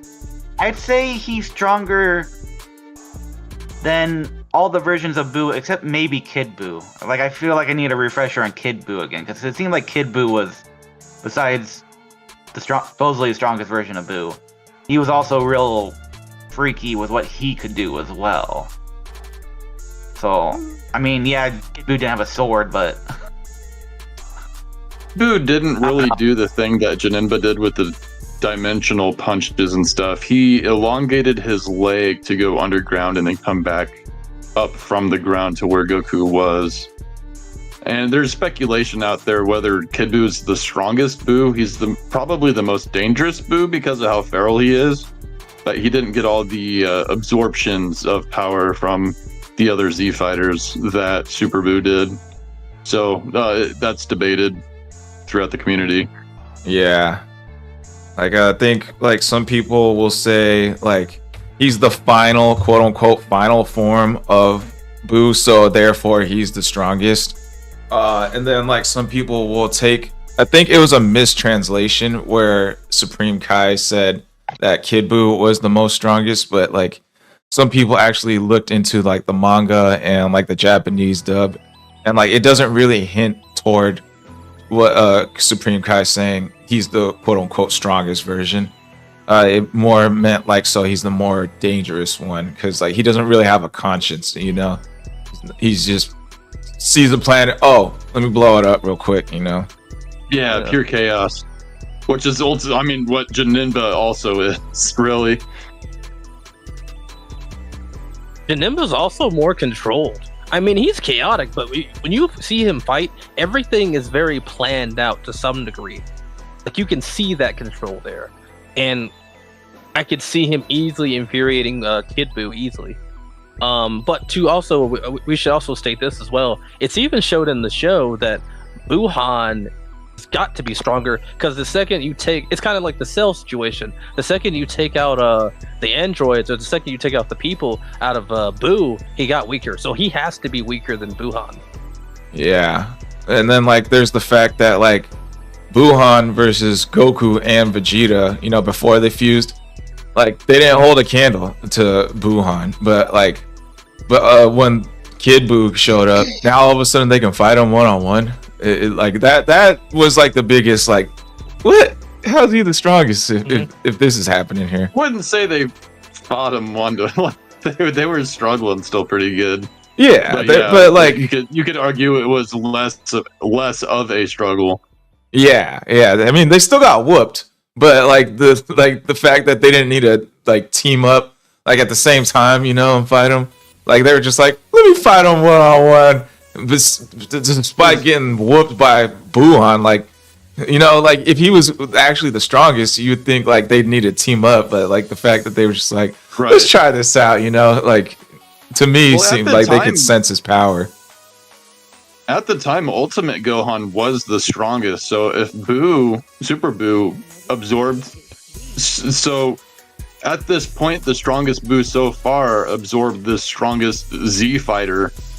Like that power has got to be up there compared to just Kid Buu alone, especially with the argument you just made, pulling people out, lessening the power. Yeah. So, given this information, what did that change your answer at all, Sleepy? I don't know. It's like I want to give it to Jinba for just powers, like what he can do. Like I said, me getting this little recap of what he was all able to do is pretty freaky. But Right. I kind of want to, like, Kid Buu's.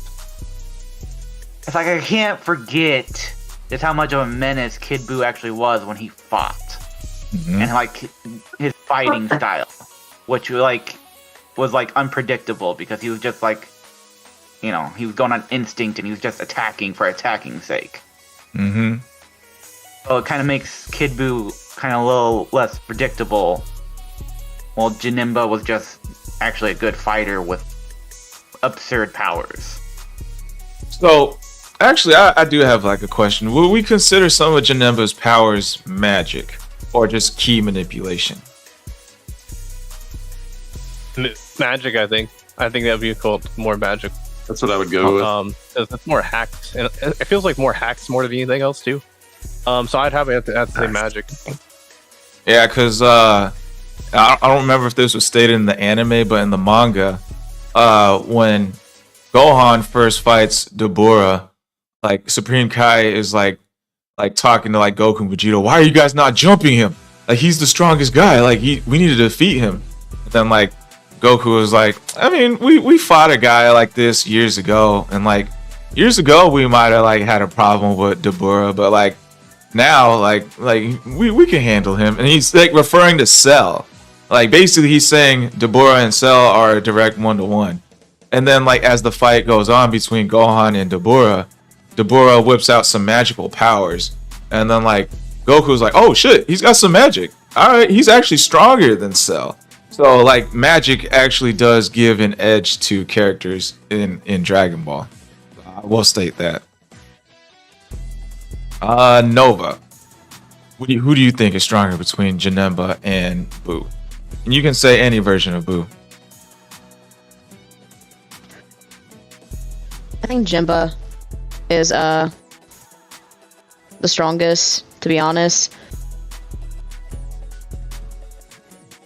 Wait, am I thinking of the right person? Janemba is the guy with the sword. Pink and red. Yeah, the purple and red. with the purple armor. Kind of an odd Okay, I'm color thinking of someone. combination. I'm thinking of someone totally entirely different. Okay, no. Gonna hit? Yeah, I was thinking of Hit. All right, I got it. But Janemba is the Hold purple up, and Jamie. red guy with the sword. I Gotcha. got it. Jamie. Hang on. They had Swell. Oh, you're Jamie this time. Oh, around. this dude. Yeah, no, Boo, 100%. Whoa, shit, the contrarian. Why do you think that? Mm. Just cause, like, okay, I've seen every variation of Boo, including like his I call it his psychotic form when he actually does like power up and start like turning people into food and start eating them. Mm-hmm. I just based off of the fact that he could like lose his temper against Janemba and obviously win. Oh, you're That's talking a about fair Super Boo, like the psychotic form that like made like damn near everyone extinct on planet Earth. Yeah, at the lookout tower. Mm-hmm. Yeah. That version of him. Okay. That's the point, though. It could just turn him into candy. That's assuming he gets Literally, hit. he 'cause that could. one had some battle knowledge. So I don't know. But that's the point. That's just how I put it. That version of Boo, 100%. Hold on. I just thought about something. Oh god. So the negative energy of Boo was shot out of regular Boo. That would have to have ended up going into hell. That energy would have to have been absorbed by Janemba. That energy manifested into the Grey Boo, though. It didn't go anywhere. It just turned into a person, didn't it? But if he gets killed, unless he's considered a non-living thing at that point, if he's killed, no, he has to still exist because we have Oob.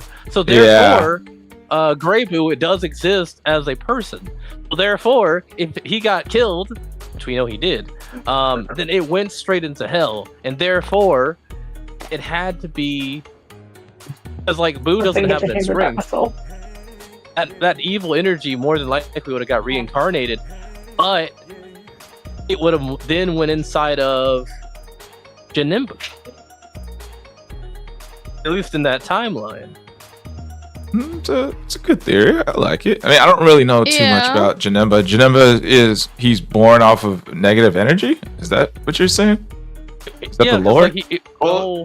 It was negative energy that manifested itself in that Hiffle. There was a guy, he was supposed to be watching the meter, right, and regulating it. So it was actually one of the Hell Ogres. It was a kid that got consumed basically by the negative energy and turned into what Janemba is. Oh shit. And Boo's, I think Kid Boo did show up in a movie or something. Am I mistaken, Brock? Did he show up in a movie? In Hell? It could have been the only two movies that really do anything within Hell would be the Fusion Reborn one, and then there was that OVA where everybody came back as like an illusion, kind of. And then that would have been that would have been before. That was like the Hachiak OVA that kind of went with the Dragon Ball, one of the Dragon Ball video games. Gotcha. Raging Blast? Okay, yeah. He did. He did? Appear in the movie. Like, he appeared in a couple of them, actually. Which ones? Like, okay, so... Yeah, he appeared in Dragon Ball Z Fusion Reborn. Or was he just referenced? No, it said key movie appearances. He existed during the timeline as the main antagonist for the Fusion Reborn. He was in Dragon Ball Super Superhero. Appears in his fit form. Spend most of the movie sleeping. Talking about Kid Boo. All Boos. Yeah, I think you're talking about regular Majin Buu. No, Kid Boo could have showed up in Fusion Reborn too, technically. Yeah, it doesn't really specify which Boo. It just says Boo. Oh, gotcha. Yeah, Kind of. Yeah, he appeared in Super Broly and then in Battle of the Gods. So yeah, that's any that's Fat Yeah, Boo, he right? appeared briefly at Bulma's party. That's what it says. Gotcha. Yeah. So Kid Boo potentially shows up inside of Fusion Reborn. Unless we were talking about Fat Boo there. Because I could be remembering Fat Boo, but I feel like I thought I saw Kid Boo there. Because he's like an iconic outfit, like Cell and Frieza is. All right, Brock, who do you think is stronger between Janemba and any of the versions of Boo? So we really kind of have a parallel here, because it took out a fusion of sorts to take out both. And if we're looking at Janemba fighting Super Saiyan 3 Goku by himself, Goku couldn't hold a candle. Goku Super Saiyan 3 might have been able to take on Fat Boo, but probably not Super Boo with Gohan absorbed. So we're looking at two different fusions of Goku and Vegeta fighting two kind of strong mystical beings. Boo, right, originally from the demon, which we learned from Daima, so I'm not going to dive into that too terribly much for the sake of those who haven't seen it. But there was a reference where Boo was technically created within the demon realm. So that by himself, or by itself, that fact makes him a mystical being, to where, again, the negative energy from hell, or the Hiffle, is what created Janemba. So looking at both, they're very, very similar in their origin, their fighting styles, and what it took to take them both out. So we really kind of have a one-to-one strength, but outside of that, it's all kind of broad.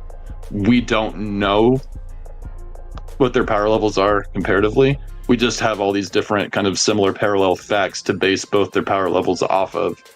So just because Vegito had to take on Boo, and Boo Han himself was Boo, the strongest being at the time, technically, along with the strongest Z fighter, power absorbed. Plus, he also had Trunks, Goten, and Piccolo at the time. I would say Boo Han would probably be able to take out Janemba, is my thought process, just because you have power on power on power, with everything else almost being a parallel to Janemba.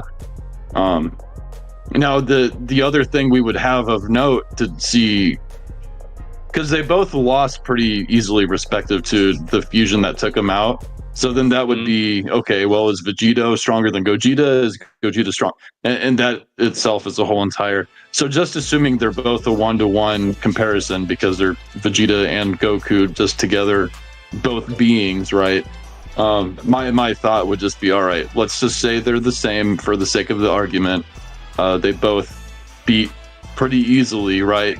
If Vegito had the time limit, he would have taken out Boo-Han eventually. He was beating the crap out of Boo as a piece of candy. And then you also had Vegito basically just one shot with the tiniest little key orb that you've seen in your life, Janemba. So just for the sake of the argument, I think Boo, being a mystical being like Janemba, having that, again, that power absorption would be the deciding factor. Oh, that's a good point. I'll give two different arguments. Like, if Majin Buu can just absorb Janemba, he wins. That's the easy way out. But if he doesn't do any absorption like that, and it's like, I agree with Brock. Like, Janemba beat up Super Saiyan 3 Goku pretty easily, versus in the manga, when Goku Super Saiyan 3 fights Fat Boo, Piccolo actually asks Goku, could you have won? Like, when he's stalling for time so Trunks can get the Dragon Radar, or I forget what he had to go get. And then Goku responds, well, I don't know, but it's the future generation's turn to basically handle things from now on. Then skip ahead, when Kid Buu is now on the Supreme Kai planet, and then Goku's about to fight Kid Buu one-on-one. Like, he turns to Vegeta and says, back on Earth when I fought Buu in Super Saiyan 3, I actually could have beat him. So, right there, Fat Buu in any version prior to Fat Buu, I'd say clear winner is Janemba. When we're moving up further up the chain, like to Super Buu, Buu Tanks, Buu Han, like it's getting a little skewed for me, because like, I know what's his name? Janemba has magic. He's got these weird powers, hacks, whatever you want to call them. That gives him like a clear edge because like when we're talking about like Deborah versus Cell, like Deborah versus Perfect Cell, they're pretty much even unless Deborah uses magic. That gives him the edge. So when it comes to like Janemba versus Kid Buu, Janemba does have power. But like when it comes to like their fights between like their respective fusions, you know, Gogeta just destroys Janemba in like 3 hits. Like gives him a couple of hits, like physical hits, then uses a super blast, and then he's gone. And like he was nothing. Versus Vegito actually had episodes on episodes of fights between Vegito and Buhan. So I want to like kind of give. Yeah, that's just because he was kind of playing with his food. Yeah, he was. He definitely was. Since I was getting right, so one being more serious than the other. He definitely was playing with his food for sure. He wanted to get absorbed, but he did put up a good fight up against. I mean, not really a good fight. He did push Vegito in base form a little bit, you know. So I want to give Buhan a little bit of credit where it's due there, you know. Like it was more of like testing the limits of Vegito, you know. Like Buhan was throwing all these punches, kicks, and like Vegito was just fending them off. Then threw like a big huge blast, and then Vegito like caught it and pushed him back a little bit. Then he eventually started pushing it forward, threw it back and kicked it back at Buhan. So it was like it did push him a little bit. What's up? The thing with Gogeta is I don't think he was ever out of Super Saiyan the whole time he was transformed in that movie. Yeah, he was straight into Super Saiyan in the Broly movie, but in Fusion Reborn, yeah, he was straight into Super Saiyan. Mm-hmm. Like there's like in video games, there's no but prior to Super Gogeta, there is no base Gogeta in any of the Super Saiyans in the Z Gogeta version. So it's just strictly like Super Saiyan Gogeta, like only. But yeah, like I just want to give like a slight edge to Buhan because there is a little bit of a struggle like in base form, you know. Just the tiniest struggle at all, if anything, you know. And then like with Janemba, there is no struggle whatsoever. But I do like I actually did look it up, like who is stronger between Gogeta and Vegito. I know Super Gogeta is a whole different version than Z Gogeta in Janemba, but they did say Gogeta is stronger because like although Vegito was literally battling with gods in Goku Black and like that fused form they got, like Gogeta has a higher feat in like when he clash punches with Super Broly, they're literally shattering through dimensions through just like clashing punches. So that's like a way higher feat than anything Vegito has done so far. So take what you want with that. That is the stronger version. How that connects to Z Gogeta, I have no idea. I just want to give the edge to Buhan just because like there was a little bit of a struggle. But realistically, probably Janemba is stronger. I thinking I'm gonna give an edge to Kid Buu. Thinking on 2 points. One was Buu's like body resiliency. Besides like absorbing punches and stuff, just how it regenerates and how it takes hits compared to Jimba. And then also, I don't know why I forgot this part, but just the fact that how Kid Buu was finally taken out was he had to get taken out by the biggest spirit bomb there ever will be. Right. Yeah. That is true. You do have to completely disintegrate Majin Buu. You can't let like any pieces survive, you know. I don't know if there was any piece of Janemba that survived. Here's the thing, though. When we're talking about like I said before, Janemba has battle IQ, and so like I could see him because we're talking about like turning him into candy, but he's not gonna do that at first. He's gonna want to play with his food. He's gonna see can he like what can this guy do? But then Janemba's going to irritate him at some point. Something's gonna happen. He's gonna do that dimensional door punch. He's gonna get tired of that. And he's gonna try to fire a beam. Around this time, I don't see Janemba taking that hit because again, he's made out of magic too. So like he's negative energy magic too. So he's probably got some idea, just like Vegeta in the Nappa saga, Saiyan saga, saying to Nappa, "Hey, dodge it." You know, the Destructo Disc. So there should be something around there for Janemba to be like, "All right, maybe I shouldn't take that hit." He obviously did that for some reason. It feels like a cheap shot. I've seen how this guy fights. Let me dodge that. When we consider the idea of battle IQ in that, I could see Janemba pulling out a move because we don't really know how Janemba knows how to do all this stuff, but I could see Janemba pulling out some kind of Spirit Bomb move, just some way, because he's like, all right, I can't cut him, I can punch him, but it's not really doing anything. Let me just fry him. I do want to add onto your point about battle IQ.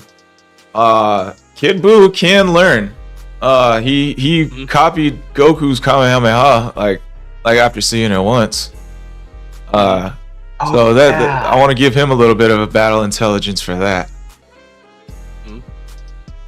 I think maybe Kid Buu would be too aggressive for Jinba to actually maybe recover. And actually, it's funny, they're both actually super aggressive when seeing Jinba fighting and then remembering Kid Buu fighting.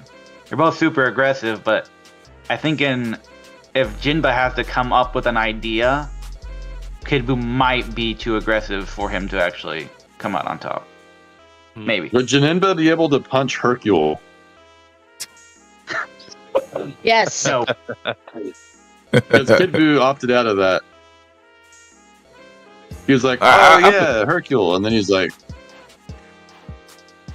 "I'm kidding." I have another question. I didn't watch the Janemba movie. I watched some of it. Does Janemba have like a move that can like blow up and disintegrate Kid Buu or any of the Boos? I don't think he does. His moves just came out of nowhere. He does a mouth beam. He can do a teleporting punch, weird teleporting punch thing, break his like body apart. But the main thing that he did that kind of set him apart that was shown, I can't remember if he makes or gets a sword. And with that sword, besides just cutting, he's able to do the whole like slashing beams, and those beams do cut through. Like, What's it called? The Rakasha slash or whatever? Yeah, he's got that one move. But I don't really see the sword really affecting Kid Buu or any of the Boos because he just reattaches after he gets sliced in half or something. Because like I know Kid Buu has the vanishing ball, the big huge explosion, attack that can completely disintegrate Janemba. Yeah. Right. Janemba, it seemed like he was more precision and stuff when he fought and his powers than any kind of radius move for the most part. Yeah, because like the point you brought up about the Spirit Bomb, that was the only thing that could destroy Kid Buu. I think like you need something like that to completely defeat Kid Buu. Versus Kid Buu has a move like that can just defeat Janemba. But I don't know if like the same can be said the other way around.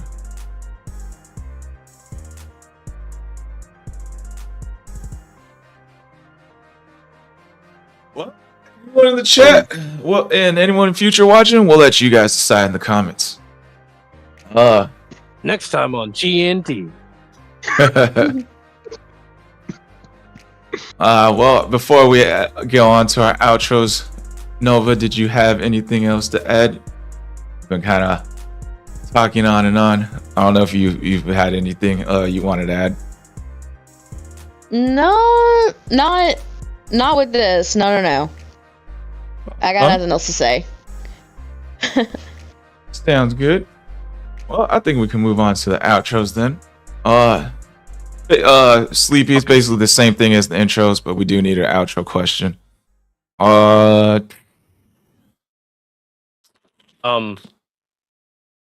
do you have one or? Would you rather live peacefully as an Earthling or struggle a rough life like a Saiyan? Oh, that's a good one. Let's see. All right, so I am Squall Rush, gamer, podcaster, anime enjoyer. Hit the link tree, hit the buy me a coffee count, join our discords. I will probably, if I can freaking edit on my editing software. Thanks America for fucking up CapCut. Besides that, no real new announcements. I am hosting a Pokemon TCG Pocket Tournament. I'm shooting for the end of February. There's going to be some special card giveaways, so make sure you guys save up your shine dust. $40,000. No, it's free. I'm giving away some rare cards. So yeah, there's that. Besides that, no real new announcements. Tomorrow's Brawlhalla Monday. Favorite part of the podcast was probably did like talking about like if the kids show, like if Dragon Ball Z is too violent of a kids show. I did enjoy talking about that. And if I had the choice between my normal regular schmegular life or a Saiyan life, definitely a Saiyan life, bro. I'm trying to shoot some magical beams out of my hands. That was. I think I still do Kamehamehas when no one's looking from time to time, and nothing comes out. Sadly, I get it. Yeah, I'm gonna live life as a Saiyan all day, every day. Brock, go ahead. Brockstrap55 on Rumble, YouTube, Facebook, basically wherever you can find me, I'm there as Brockstrap55. I'm typically on Rumble though, so if you really want to see me, come over there.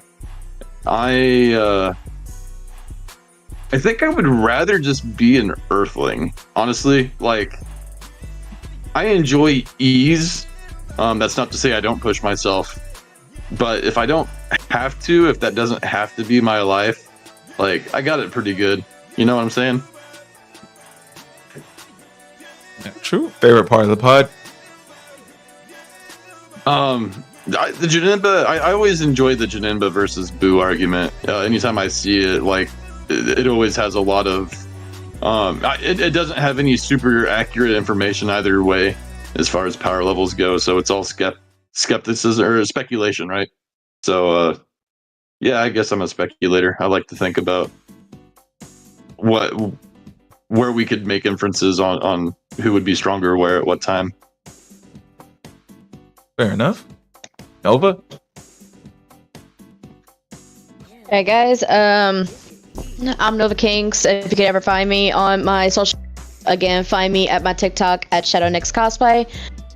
If I had to pick between being an Earthling or a Saiyan, honestly, I'd rather just stay an Earthling. The Saiyans have it way too complicated, way too rough, and I wouldn't even be able to handle that. As cool as it would be to, like, shoot lasers out of my fingertips or whatever, I'd rather just stay a humble human Earthling and just live a carefree. Oh, okay. Sleepy Ninja? I'm Sleepy Ninja. I got that blog, Sadman, 2016.wordpress.com. Besides that, if I have another slight quick plug, it's Sleepy Ninja 91 on Archidect. I got a bunch of magic gathering decks built up on there that can be looked at. Competition against Wall. Besides that, it's actually an easy choice for me. Is Earthling, man. Can't be fighting. I need to play video games and be watching anime about fighting. Can't be fighting myself. Right. All my hobbies going away. Favorite part of the pod? I know I brought it up, but it's just taking a trip through those DBZ movies. I love some of those older movies. I really do. And just talking about them is great. Ooh. I'm glad you brought it up. All right. I am the one and only 7 Ninja 7. You can find me at Game Jolt, BWE, and Rumble. It should lead you right back to my Rumble channel. Remember, guys, next week, unless something happens, we're going to be talking about fearing Journey's Beginning and Journey's End. I think it's Journey's End. So we're going to be watching Fearing. So check us out. Nerding out. Yeah. Anyway, my favorite part of the podcast was the part where I was right, which is also but I enjoyed talking about how the movie villains could become canon, and outside of that, what would I rather be, a humble Earthling or a struggling Saiyan? Well, I like to live, so I'm gonna be an Earthling because you're gonna die, Skull. Frieza's gonna take you out. You guys are lame. Frieza's gonna take you out. That's not even a question. And he didn't specify which timeline, what year. It's like, Oh boy. could have been one of the other ones the that only Saiyan died that normally. is Broly. Oh, the Peaceful Universe 6 Saiyans? Well, I mean, I could have been yeah. it could have been before Frieza took over the planet Vegeta, Saiyan, You're still dead. It's just a matter of time. Well, I mean, that's the same thing as everyone, even humans. We had to revive the whole Earth 4 times, right? All the humans died too, man. Hey, at least some years passed by. They're just gone. It's not like there's some kind of super Dragon Balls or something you could wish all the Saiyans back to life or something. Oh man, no. Then the universe would be gone. Yeah, guys. That's the Great Nimbus Debates podcast. Make sure you guys hit them with some follows. We'll see you guys in the next one. Peace out, y'all. Later.